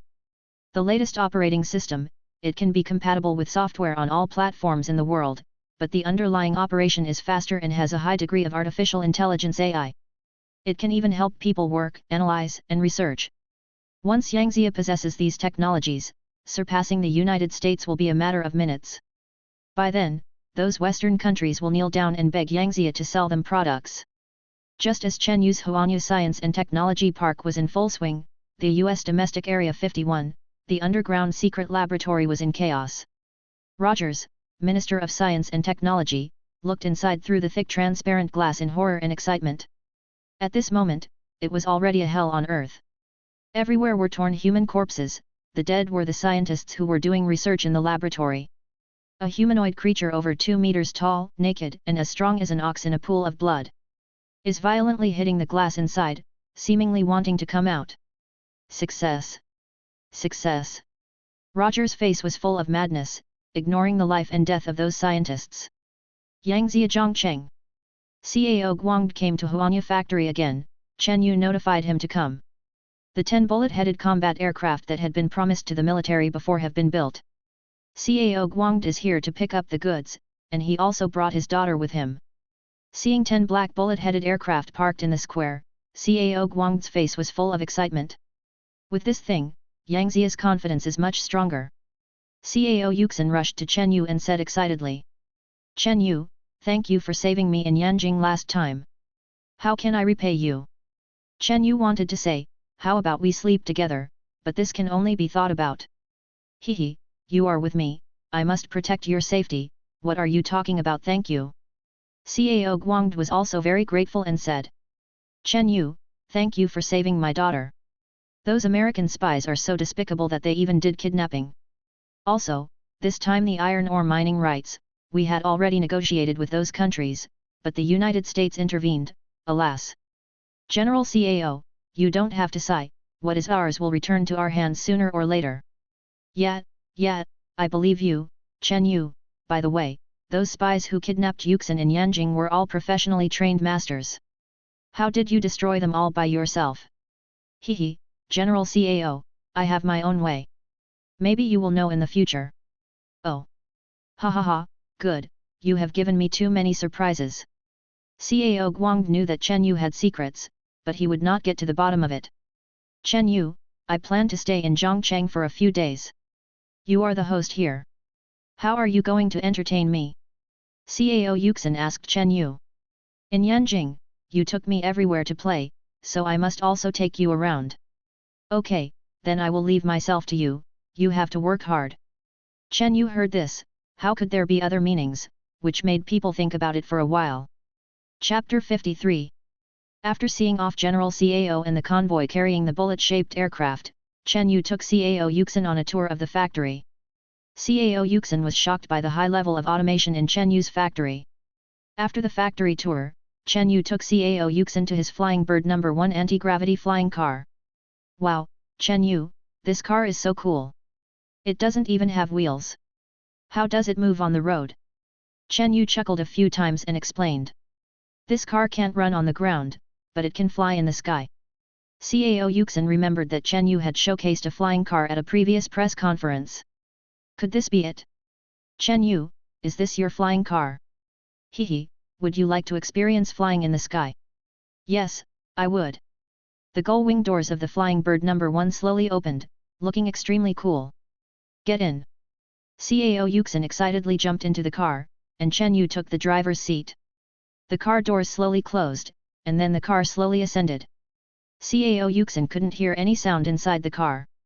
The car just flew up into the air. Wow, it's so amazing. How is this done? This car uses the anti-gravity engine I developed, combined with a high-compression heavy hydrogen-ion battery, so there is no sound during flight, except for the wind noise generated when it's too fast. Chen Yu, you are amazing. My dad said that you might be the key to breaking the deadlock for Yangzia in the future. Hehe, General CAO thinks so highly of me. It's not just my dad, the chief also has high hopes for you. Indeed, the difficulties Yangzia is currently facing can probably only be overcome by him. Chen Yu then took CAO Yuxin to see his Universal Science and Technology Park, which was under construction, from the air.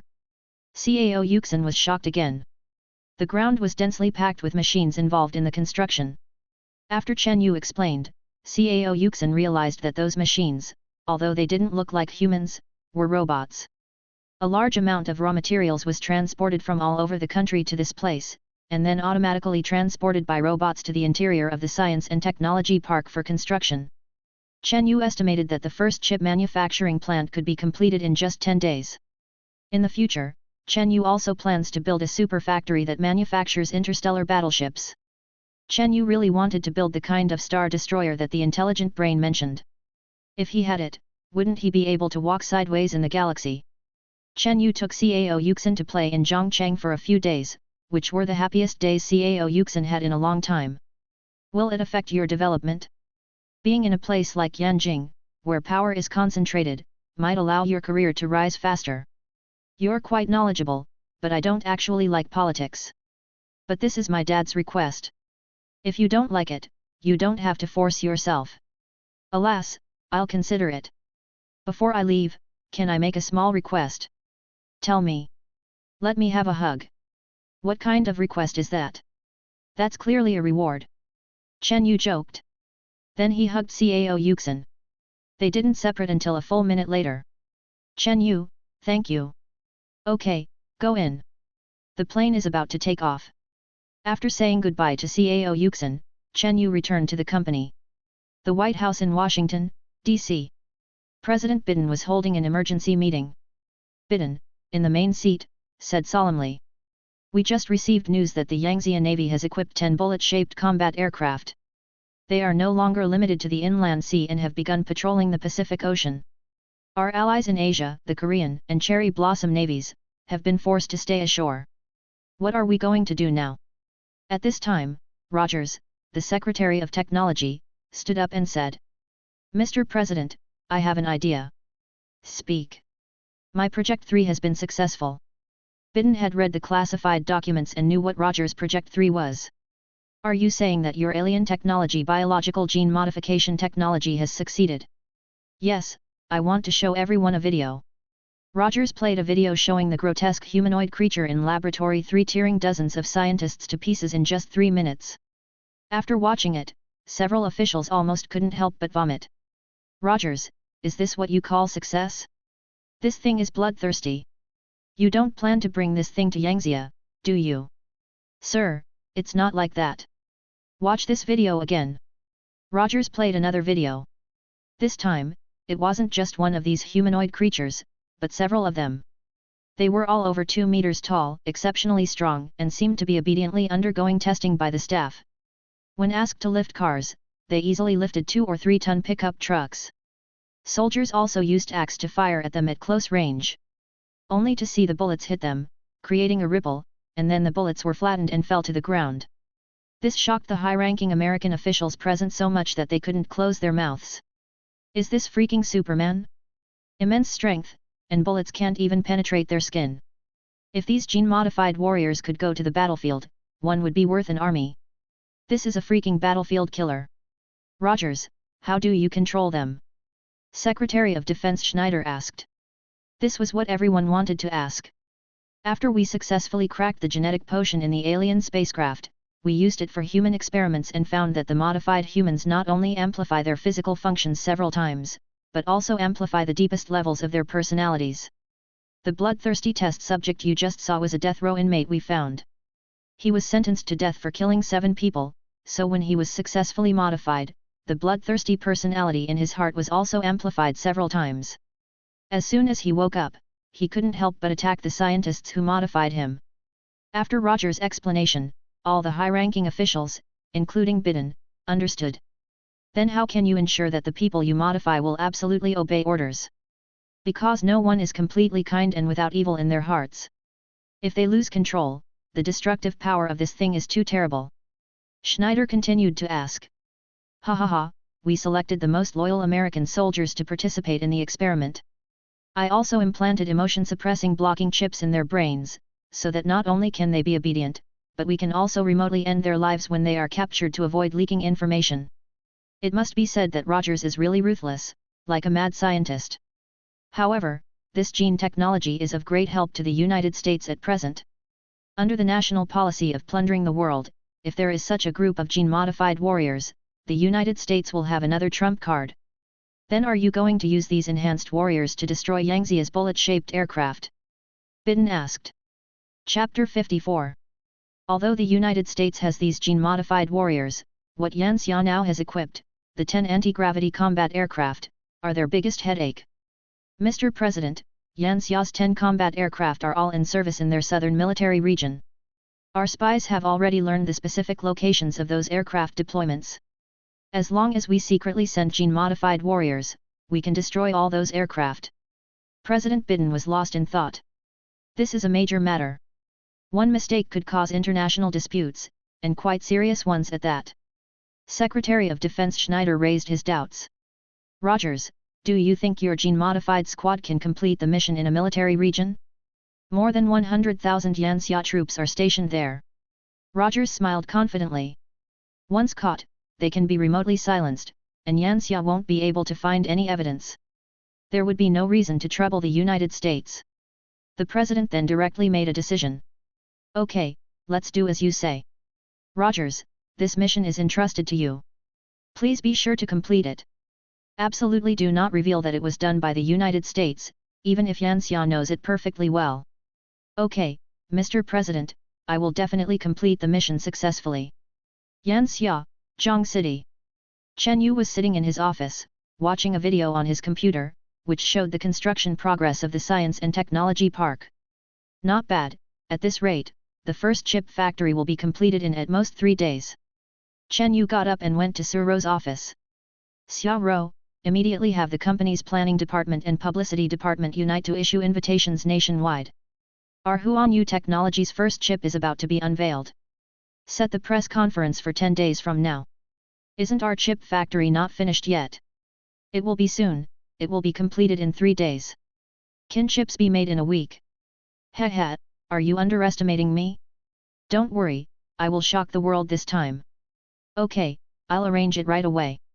Just then, Chen Yu's cell phone rang. He picked it up and saw that it was Xia Yushu calling. Hello, beautiful woman, why did you think of calling me? Chen Yu, our Huanyu automobile flagship stores in first and second tier cities have all been completed. I'm planning to invite you and General Manager Su to get together tonight to celebrate. Okay, send me the location, I'll bring Suro over with me tonight. Okay. Soon it was evening, Chen Yu took Suro and little Jiazi to the Zhongcheng Qunyi International Hotel. This is Xia Yushu's family's property, and also one of the most luxurious 5-star hotels in Zhongcheng. As soon as Chen Yu walked into the hotel lobby, he heard a familiar voice behind him. Chen Yu. Chen Yu turned his head and saw a woman who was all too familiar to him. This was his ex-girlfriend, Gu Sisi, with whom he had been together for 3 years. Seeing his ex-girlfriend again, Chen Yu felt a little dazed. It was as if he remembered all the bits and pieces of being together with this woman. At that time, Chen Yu worked desperately to earn money, just to maintain the lives of the two of them. He never let Gu Sisi suffer. Later, it was also because he wanted Gu Sisi to live a good life that he went to get a loan to start a business. As a result, Gu Sisi spent a lot of the money he borrowed, and the business also failed. Chen Yu wanted to commit suicide at the beginning, largely because of debt, business failure and his girlfriend breaking up with him.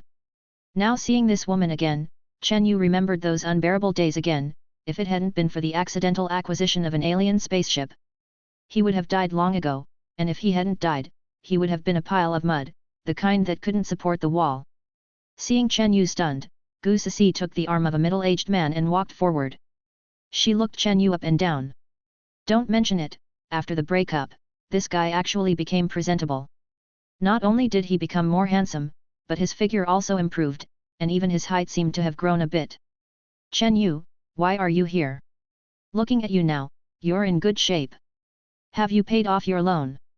Gu Sisi asked. Chen Yu came back to his senses from the trance, and then he saw clearly that Gu Sisi was still holding a middle-aged man's arm. This man had a big belly, and he could tell at a glance that he had a family. Why would Gu Sisi be holding such a man's arm?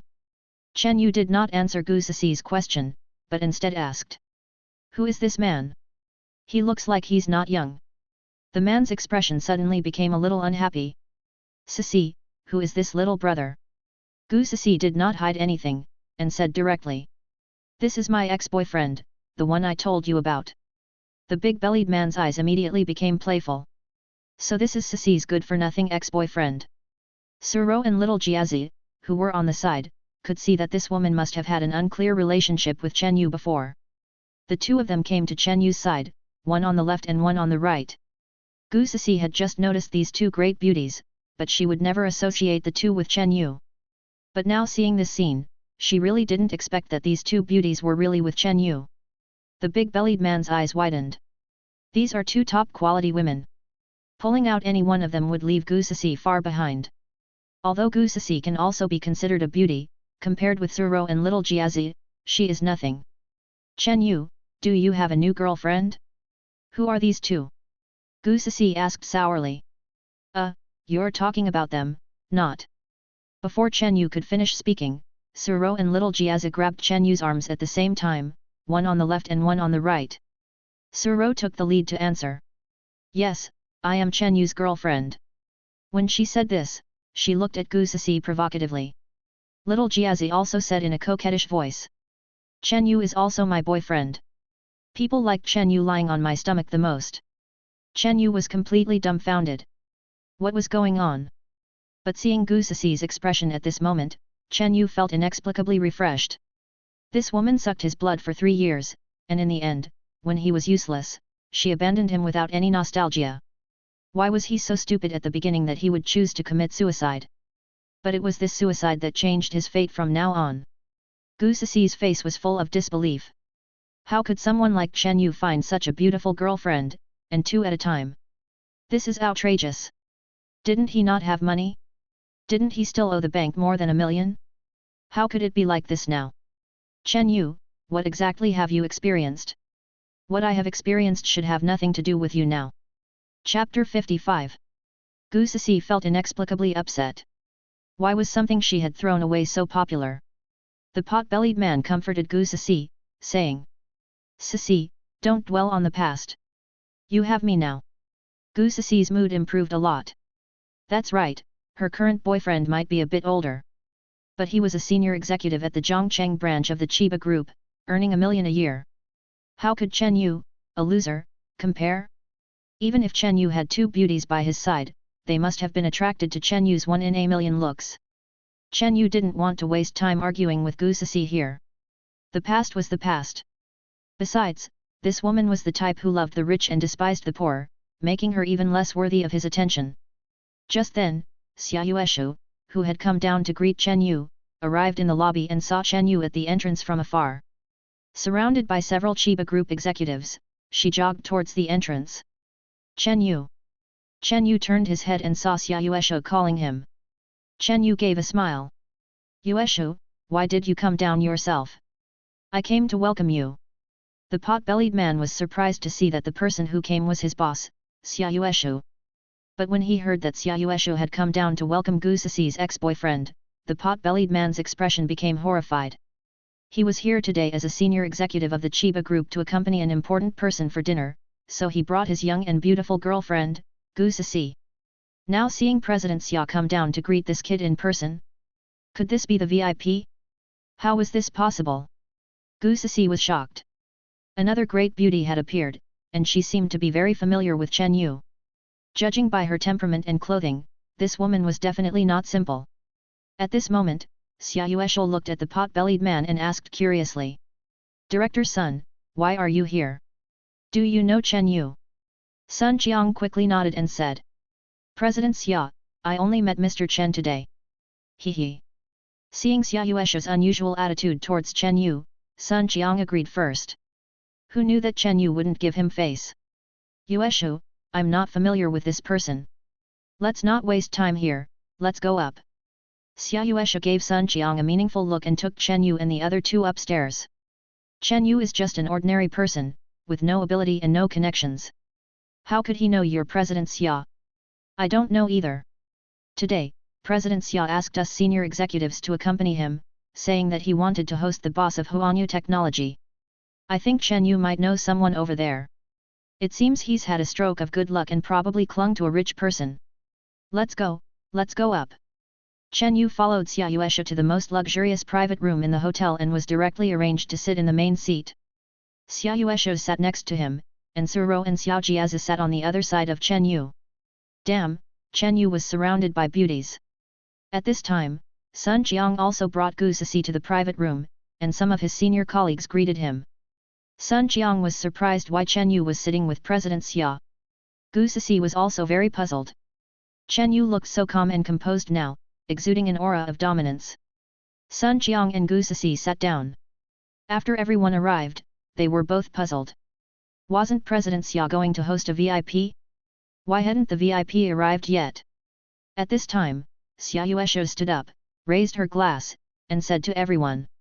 Today, our agency's Huanyu Auto has fully completed the construction of flagship stores in first and second tier cities. I have specially invited Mr. Chen Yu, chairman of Huanyu Technology, and Ms. Suro, general manager, to participate in our celebration banquet. Clang! Gu Sisi's hand holding the wine glass trembled, and the glass slipped onto the table. The wine splashed out, staining her and Sun Jiang. At this moment, the shock in Sun Jiang's heart was no less than Gu Sisi's. It was just that his hand didn't drop the glass. How is this possible? How is it possible? He is so ordinary, failing at everything. How could he become the chairman of Huanyu Technology? Gu Sisi muttered to herself in disbelief. Xia Yueshu also noticed Sun Jiang and Gu Sisi's side. Sun Jiang, take care of your girlfriend. There are distinguished guests here today, don't embarrass yourself. Xia Yueshu scolded. Sun Jiang quickly whispered to Gu Sisi. Sisi, shut up quickly, don't offend the VIP. Gu Sisi then closed her mouth in a daze, and then, like a deflated quail, she was at a loss. Everyone raised their glasses and toasted Chen Yu. The entire banquet was spent in torment for Sun Jiang and Gu Sisi. Now, Gu Sisi, whose intestines were turning green with regret, finally knew how awesome Chen Yu was. In just a few months, he had created Huanyu Technology Group. The recently popular Huanyu Auto was a product of Huanyu Technology. The company's estimated market value currently exceeds 300 billion, and Chen Yu is the largest shareholder. Currently, Huanyu Technology has also acquired 2 pieces of land in Zhongcheng and Donghai, totaling 90,000 mu, and is developing a new technology park. Chen Yu's current handwriting was already a super boss that Gu Sisi could hardly imagine. At the dinner table, seeing her pot-bellied boyfriend respectfully toasting Chen Yu, nodding and bowing like a dog. And that infinitely glorious man originally belonged to her. Remembering how Chen Yu used to obey her every word and not let her suffer a bit. It turned out that Chen Yu was testing her all along. Chen Yu was obviously very capable, but she had messed up her brain. She had actually let go of such an excellent man. No, she must win Chen Yu back. Chen Yu still loved her. Gu Sisi did not recognize reality at all. She was still fantasizing about reconciling with Chen Yu. As the banquet ended, Chen Yu was surrounded and went downstairs, not even giving Gu Sisi a second glance. Chen Yu didn't think that he was awesome now, so he had to put on an act in front of his ex-girlfriend. That was too tacky. The pretense that Chen Yu pursued was that when he reached the pinnacle of humanity, those who looked down on him would naturally know how awesome he was. Just as Chen Yu was about to get into the car to leave, Gu Sisi broke away from Sun Qiang and rushed to the front, shouting with a choked sob. Chen Yu, I'm sorry, I don't want to break up with you. Haven't you always loved me very much? I'm giving you a chance again, let's make up. Xia Yueshu, who was seeing Chen Yu off on the side, and a group of Chiba Group executives were staring at this woman with strange eyes. Chapter 56.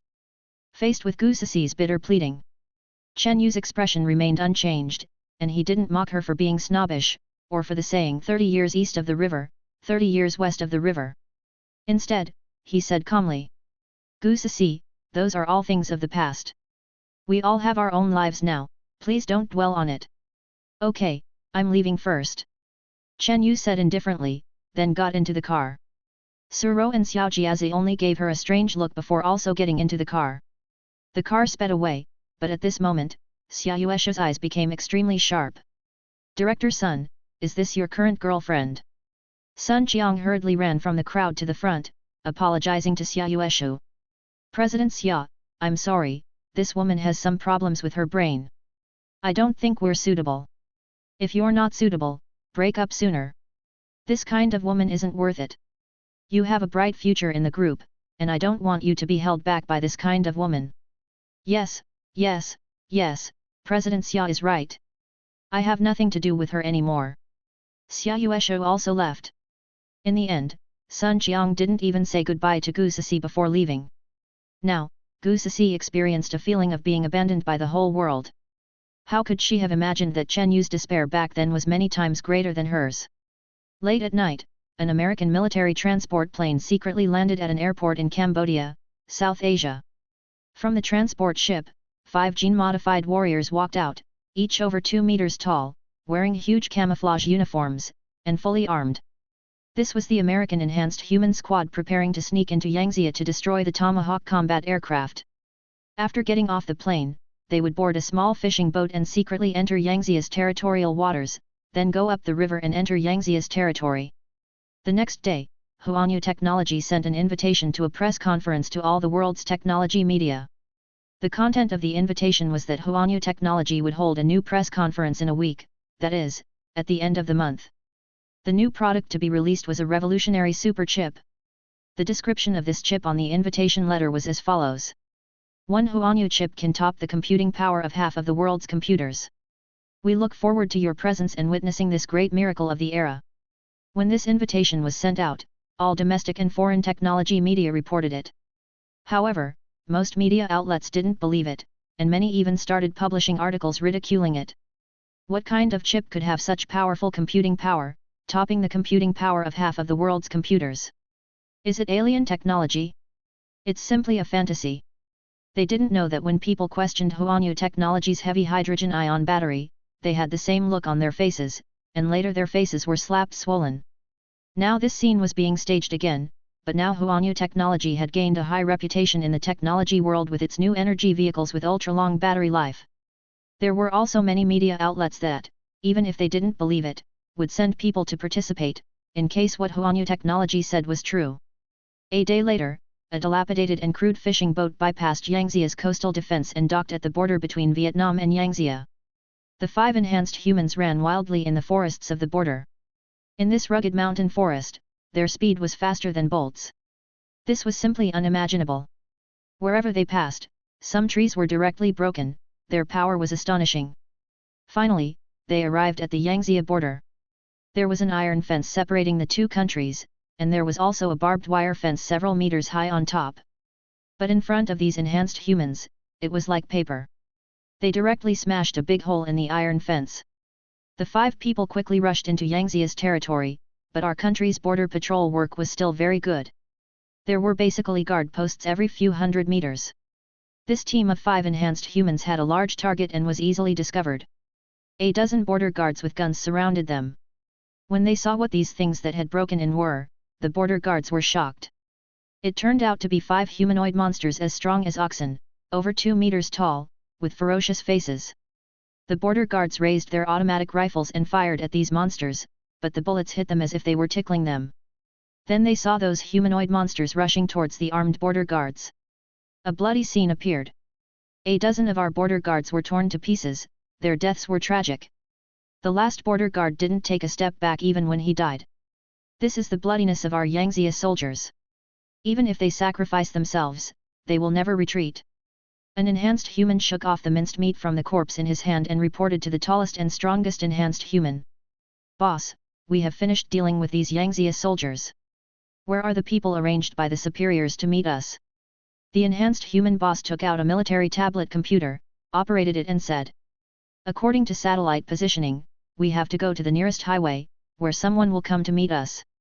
After speaking, the enhanced human boss led the other 4 modified warriors and ran wildly in one direction. At their speed, they quickly ran dozens of kilometers. They came to a highway next to the forest, where a container truck was already waiting.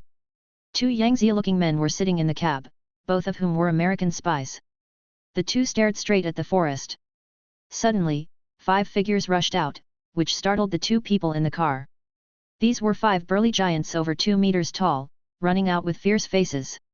If the superiors hadn't given the 2 of them psychological preparation in advance, they would have been scared to pee when they saw these 5 monsters. The tall spy in the passenger seat bit the bullet and got out of the car, came to the 5 enhanced humans, looked up, and said in a trembling voice, "Please, excuse me, are you the enhanced human squad?" The leading enhanced human boss replied in a rough voice, "Yes, are you here to pick us up?" "Yes, please get in the car." "Okay." The enhanced human boss led 4 giants and jumped into the container, almost causing the huge truck to fall apart. The tall spy returned to the passenger seat, his mouth still trembling. When he spoke to these enhanced humans just now, his bladder couldn't help but feel a little uncontrollable, he wanted to pee. The driver in the driver's seat was not much better, the hand holding the steering wheel was shaking. These things, were they really created by the superiors? They're so scary. Stop talking, just send them to the designated location, and it's none of our business. Let's go. The driver swallowed and started the car, heading towards the predetermined location. Along the way, in order to avoid highway inspections, they could only take the national highway, which would take about 2 days to reach the garrison of the southern military region. On the border line, the bodies of the border guards torn apart by the enhanced humans were quickly discovered by other patrolling soldiers who rushed over. This situation was a serious invasion incident and was quickly reported to the military region. CAO Guang received a call in his office.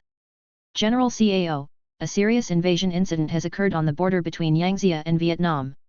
It has been determined that 16 border guards have died. The deaths were tragic. According to our on-site investigation, there are signs of unknown biological activity. Please send professional personnel from higher authorities to investigate."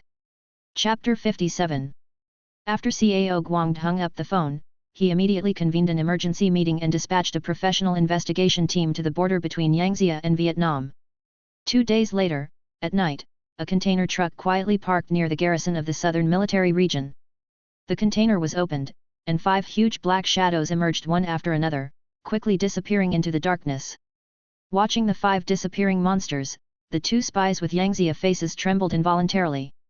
The spy driving the car asked. What mission are these terrifying things going to carry out?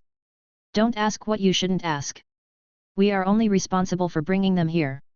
However, since this place is so close to the southern military region, they are likely here to target the military region. The higher UPS are too bold this time. There are more than 100,000 troops stationed in the southern military region. That's not our concern. Those things don't look simple. Let's go. The two got into the car, drove the container truck, and quickly disappeared into the night. The enhanced human squad soon secretly approached the southern military region's garrison. Boss, are we going to just rush in? Don't worry. The higher UPS gave me coordinates. We follow the coordinates and don't engage in direct conflict with those Yangzia soldiers. We infiltrate secretly and destroy those flying vehicles. Okay. The enhanced human leader took out a tablet computer, which clearly marked the deployment locations of the bullet-head flying vehicles. Previously, many spies had approached the southern military region's garrison under the guise of taking photos and traveling. Many defensive weaknesses of the garrison had already been marked, coupled with the American spy satellites. They took many photos of the southern military region's garrison from the sky. After analysis by American experts, combined with on-site inspections, they found the best location to invade the military region's garrison. Everyone, follow me. The higher UPS gave a location. We will infiltrate secretly from there. Yes, boss. Okay, turn on the electronic jammers on your bodies. Let's go. These enhanced humans had this kind of electronic jammer on them. It was the latest American technology deciphered from the wreckage of those Level 2 civilization spaceships. It could target various monitoring equipment, including the ones used by the Yangzia army. Wherever they went, all monitoring equipment would experience temporary malfunctions. Although it couldn't provide complete cover, it could buy some time. The enhanced human leader looked at the heat source sensor on his arm. Within a radius of 30 meters around him, there were no other heat sources besides the 5 of them. This proved that there were no patrols approaching inside the wall for the time being. The enhanced human leader gave an order. Begin the operation. The 5 enhanced humans retreated a few meters, then charged towards the wall. When they were 2 or 3 meters away from the wall, they leaped up. The 5 easily crossed the 7 or 8 meter high wall, then landed steadily inside the wall. The surrounding monitoring equipment also experienced temporary malfunctions. These 5 enhanced humans infiltrated the interior of the military region without anyone knowing. Everyone, follow me. The enhanced human leader looked at the direction navigation displayed on the screen on his arm, heading towards the bullet-head flying vehicle. This southern military region garrison was still very large. The 5 ran wildly inside. The sooner they completed the mission, the more they could avoid fighting with the army. Although they were enhanced humans and not afraid of attacks from ordinary small-caliber firearms. But what kind of place was the military region? There were large-caliber anti-material weapons inside. If they were hit with a few armor-piercing bullets, even enhanced humans couldn't withstand it. After a 10-minute run, the 5 finally arrived at the location where the bullet-head flying vehicles were deployed. This was the military region's coastal airbase. The warplanes or flying vehicles that took off from here could quickly go to the southern Yangzia Sea area to carry out missions. The 5 hid in a corner, watching the small military airport. Although it was late at night, the airport was still brightly lit, and a large number of soldiers were guarding it. This was Yangzia's newly acquired ultimate weapon, and no loss was allowed. The protection level was also the highest. Boss, there are so many people in the airport. If we want to go in and destroy those bullet heads, we have to fight these soldiers. The enhanced human leader looked at the airport location, his mind quickly thinking of countermeasures. After a moment, the enhanced human leader said, "It seems this battle must be fought. The bullet-head flying vehicles are in those largest hangar warehouses. We will rush out quickly later, complete the mission as quickly as possible, don't get bogged down in fighting, don't get entangled with those soldiers, understand?" "Understood." The other 4 enhanced humans replied in a low voice. "Okay, check the armor-piercing bombs." Based on the bullet-head combat videos taken by the Sakura country soldiers at the time, America discovered that this bullet head could be used for attacks by impact, proving that the outer shell was extremely hard. It was difficult to damage it with ordinary explosives or firearms. Therefore, America equipped these 5 enhanced humans with a new type of high-energy armor-piercing bomb. This was also a high-energy armor-piercing weapon technology that America deciphered from those alien wrecks. In recent decades, America has attracted a large number of top scientists from all over the world with super-high welfare policies. Many top Yangtze scientists couldn't resist the temptation and immigrated to America, so their research and development capabilities were much stronger than Yangtze's. These scientists played a key role in deciphering the technology in the alien spaceship wreckage. After checking the high-energy armor-piercing bombs, the enhanced human leader waved his hand. "Listen to my command, go." Immediately, 5 huge figures rushed out from the dark corner. They quickly ran towards the location where the bullet-head flying vehicles were parked. The appearance of 5 such large targets immediately aroused the awareness of the soldiers in the airport. Then they heard the soldiers shout, "Enemy attack! Enemy attack! Prepare for battle!" The quality of the Yangtze soldiers was very good, and they quickly began to surround the 5 enhanced humans.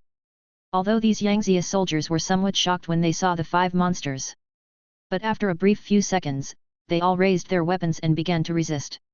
Gunshots crackled and echoed through the night sky, and alarms sounded throughout the military base. These enhanced human squads didn't care about the bullets hitting them at all. They continued to run wildly towards the bullet-head flying vehicle location. "Not good, those things are targeting the bullet heads. We must stop them at all costs." A Yangtze soldier, probably a captain, shouted to everyone. In fact, the Yangtze soldiers could see that these monsters were coming for the bullet heads. They did not hesitate to use their flesh and blood to block the monsters' running route, raising the guns in their hands and shooting at these enhanced humans. "I'm going to kill you sons of bitches.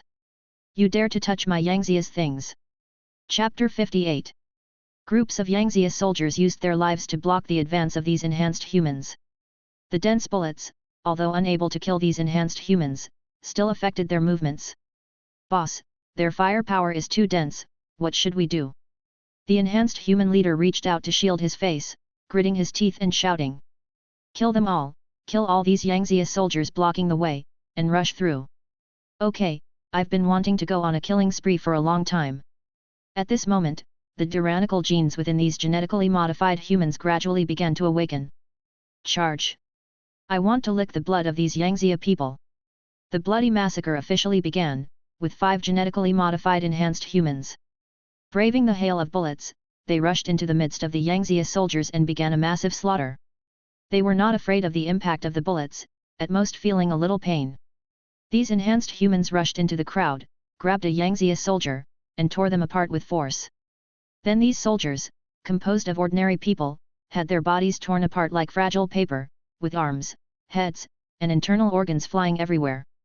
Relying on their agility and powerful strength, the enhanced humans roamed among the dozens or hundreds of Yangtze soldiers. The scene was as tragic as a living hell, with the ground stained red with blood. In this way, after killing hundreds of people, the 5 enhanced human warriors successfully approached the hangar where the Buell-Theod aircraft were parked. Cao Guangd, who was resting, was awakened by a burst of hurried telephone ringing. He frowned and picked up the phone. An anxious voice came from inside, and he could vaguely hear dense gunfire. "General Cao, the military region has been invaded by unknown creatures, their target is the Buell-Theod aircraft." Cao Guangd did not live in the military region, he lived in the military officers' compound specially built for senior military officers. "What? Quickly mobilize all the military forces in the military region, we must protect the Buell-Theod. I will come over immediately." Hanging up the phone, Cao Guangd quickly dressed and called the driver to go to the military region. At the military airport, the battle was still continuing, and the heavy equipment unit equipped with anti-material weapons was on its way. The 5 enhanced humans had already broken through the human wall formed by the Yangtze soldiers. One of the enhanced humans complained. "These Yangtze soldiers are really not afraid of death, they actually use their bodies to block our way, what a bunch of fools. That's how people of this nation are, they will sacrifice their lives for the country, a group of hopelessly stupid guys." "Okay, stop talking, quickly install the armor-piercing bombs." The 5 people had already entered the hangar where the Buell-Theod was parked. There were 5 Buell-Theods parked here, with a dark and extremely sci-fi appearance. Installing this high-energy armor-piercing bomb is not complicated. There is an adsorption device on it, and you only need to set the timer. The 5 people operated one each, and soon 5 high-energy armor-piercing bombs were installed on the Buell-Theod combat aircraft. After the installation was completed in this hangar, the enhanced human leader shouted. Next hangar. The 5 enhanced humans went straight to another hangar where the Bullthead was parked. This hangar also had Yangzia soldiers guarding it, but the human wall they formed with their flesh and blood was torn apart by these perverted enhanced humans who were no longer human. The enhanced humans followed suit and installed high-energy armor-piercing bombs on the other 5 Bullthead aircraft. Once this kind of bomb is installed, it is difficult to remove it, because the adsorption device on the bomb is very strong. Moreover, even if it is forcibly disassembled, the adsorption device will immediately explode once it detects that the bomb is about to be removed. Boss, installation complete. Okay, let's go, everyone follow me. The enhanced human leader waved his hand. He looked at the display on his arm, which already marked the direction of their escape. The 5 enhanced humans ran wildly in one direction. At this moment, several distinct, thick, and deep gunshots rang out. Bang, bang, bang. The sound of a high-powered anti-material weapon. Several armor-piercing bullets pierced through the air. Not good, there are large-caliber armor-piercing bullets, everyone dodge. Damn it, their heavy equipment unit is here, we have to escape quickly. After rolling a few times, the 5 enhanced humans quickly stood up and continued to run wildly in one direction. At this moment, several helicopters were already following them in the sky. The machine guns on the helicopters were larger in caliber than ordinary guns. Although they were not as good as armor-piercing bullets, they still hurt a lot when they hit these enhanced humans. If they were continuously swept, it might also cause these enhanced humans to fracture their bones. Damn it, Lao Hei, you go take down these annoying helicopters. An enhanced human who was black before being transformed took out their weapon from behind. Although these enhanced humans were physically strong, they were also fully armed. Lao Hei quickly stopped, found a cover nearby, and took out a small rocket launcher. This was the weapon used to deal with the Yangzia helicopters chasing them when they escaped. This weapon is an American-developed helicopter tracking missile. It has excellent tracking and strike effects at close range. Lao Hei raised the rocket launcher, which had a total of 4 small missiles. He aimed at the helicopters in the sky. The display on the site was actually automatically locking onto the target. Locking successful. Lao Hei pulled the trigger, and 4 small tracking missiles flew out of the rocket launcher one after another. Hanging the rocket launcher back on his back, Lao Hei quickly ran towards the team. The 4 small tracking missiles flew towards the 4 Yangzia military helicopters in the sky at extremely high speed and accuracy. Boom! Boom! Boom!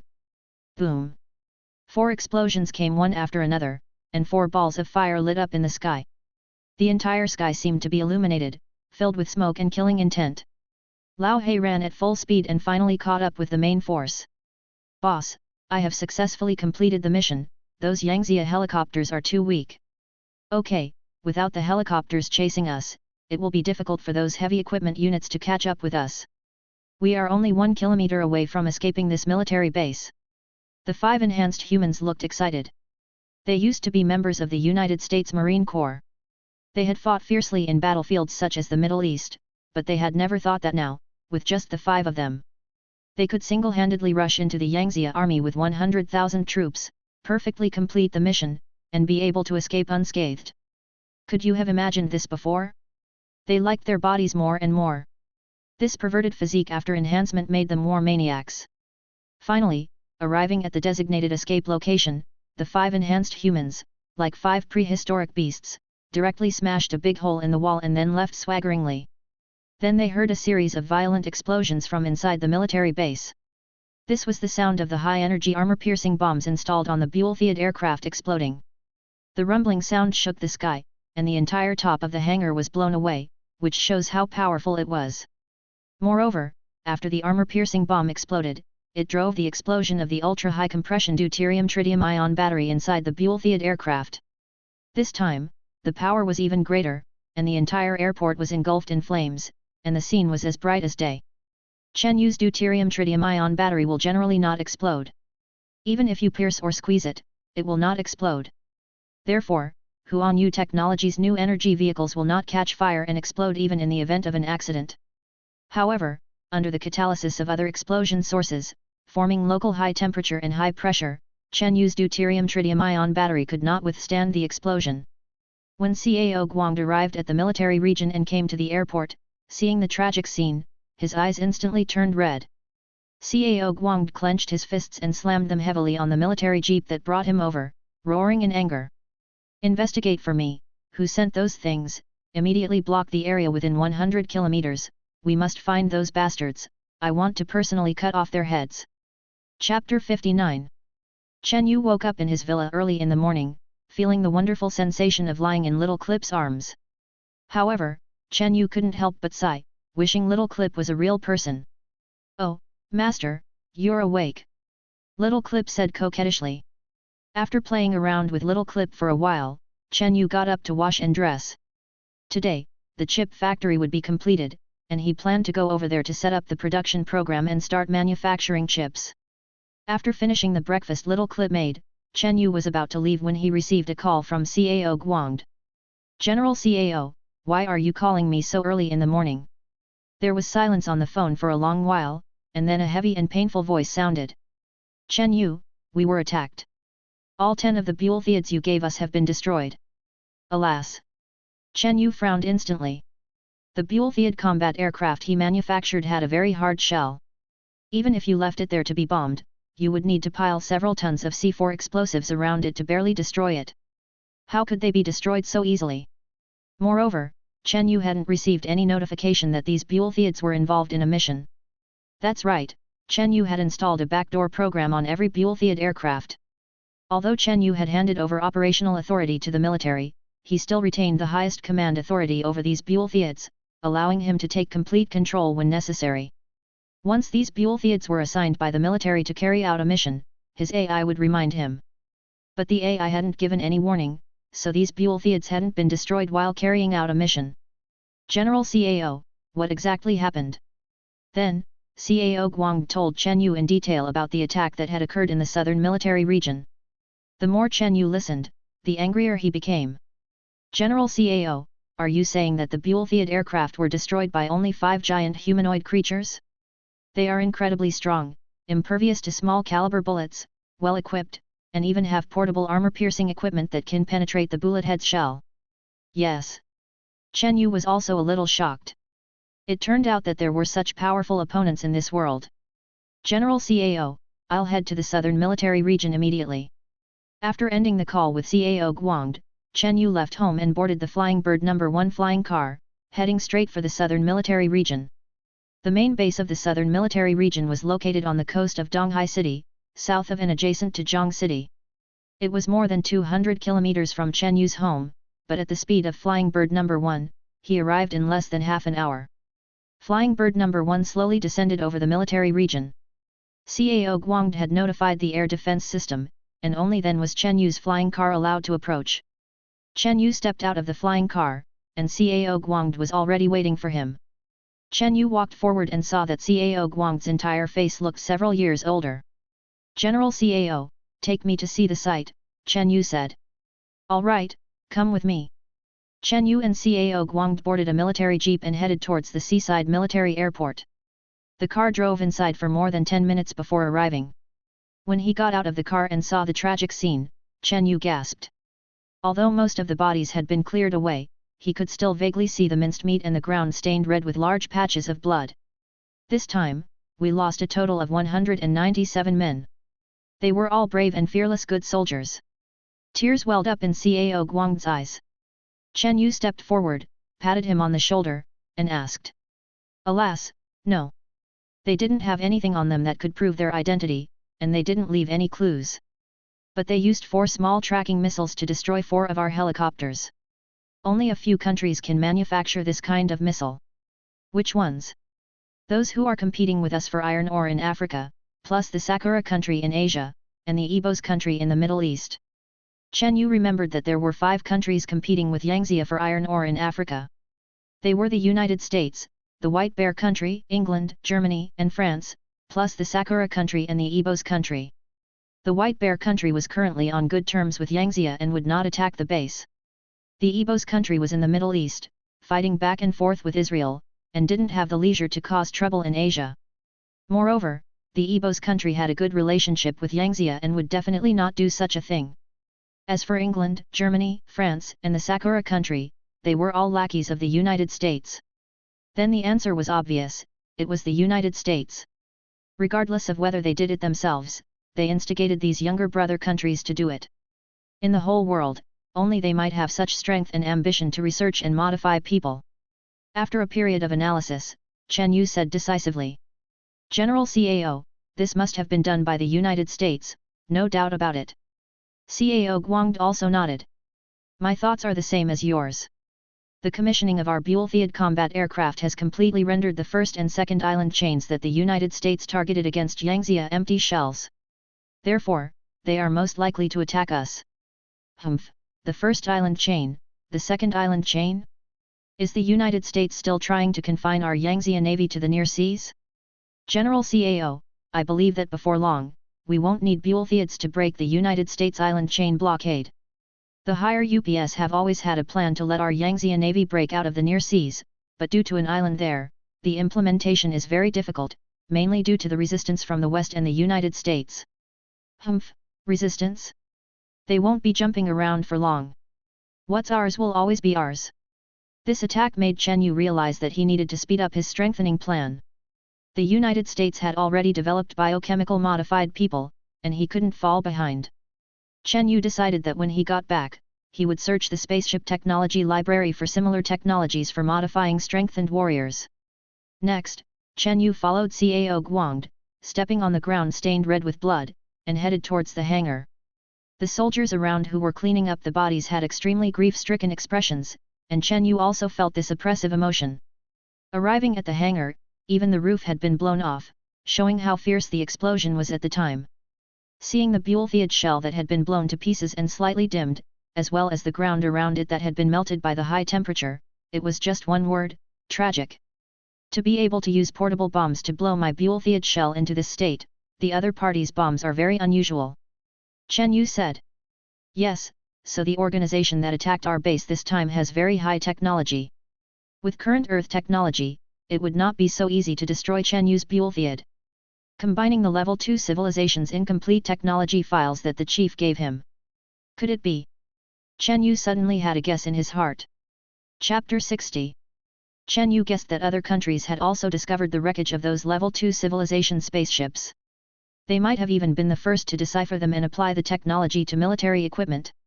Otherwise, the shell of his own missile would not have been so easily blown open.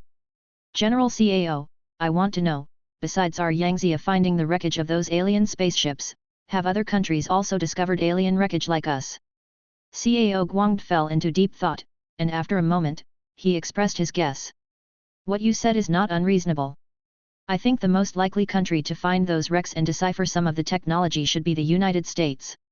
Their military technology has developed rapidly in recent years, and I think there is the application of alien technology in it. Chen Yu also nodded. General Cao, if there is any news about those modified humans, please notify me immediately. Okay. Chen Yu left the southern military region with a heavy heart. Chen Yu came to the Huanya Science and Technology Park, the newly built chip factory. After setting up the chip manufacturing program and the raw material supply process, he hurried back to the villa. He locked himself in the room and connected with the intelligent brain. Intelligent brain, in the spaceship technology library, is there any technology about biological gene enhancement and modification? Of course, the AMI repair robot on your body is a kind of biological enhancement technology, and the humanoid biological energy supply and maintenance system I implanted in your body is also a biological enhancement technology.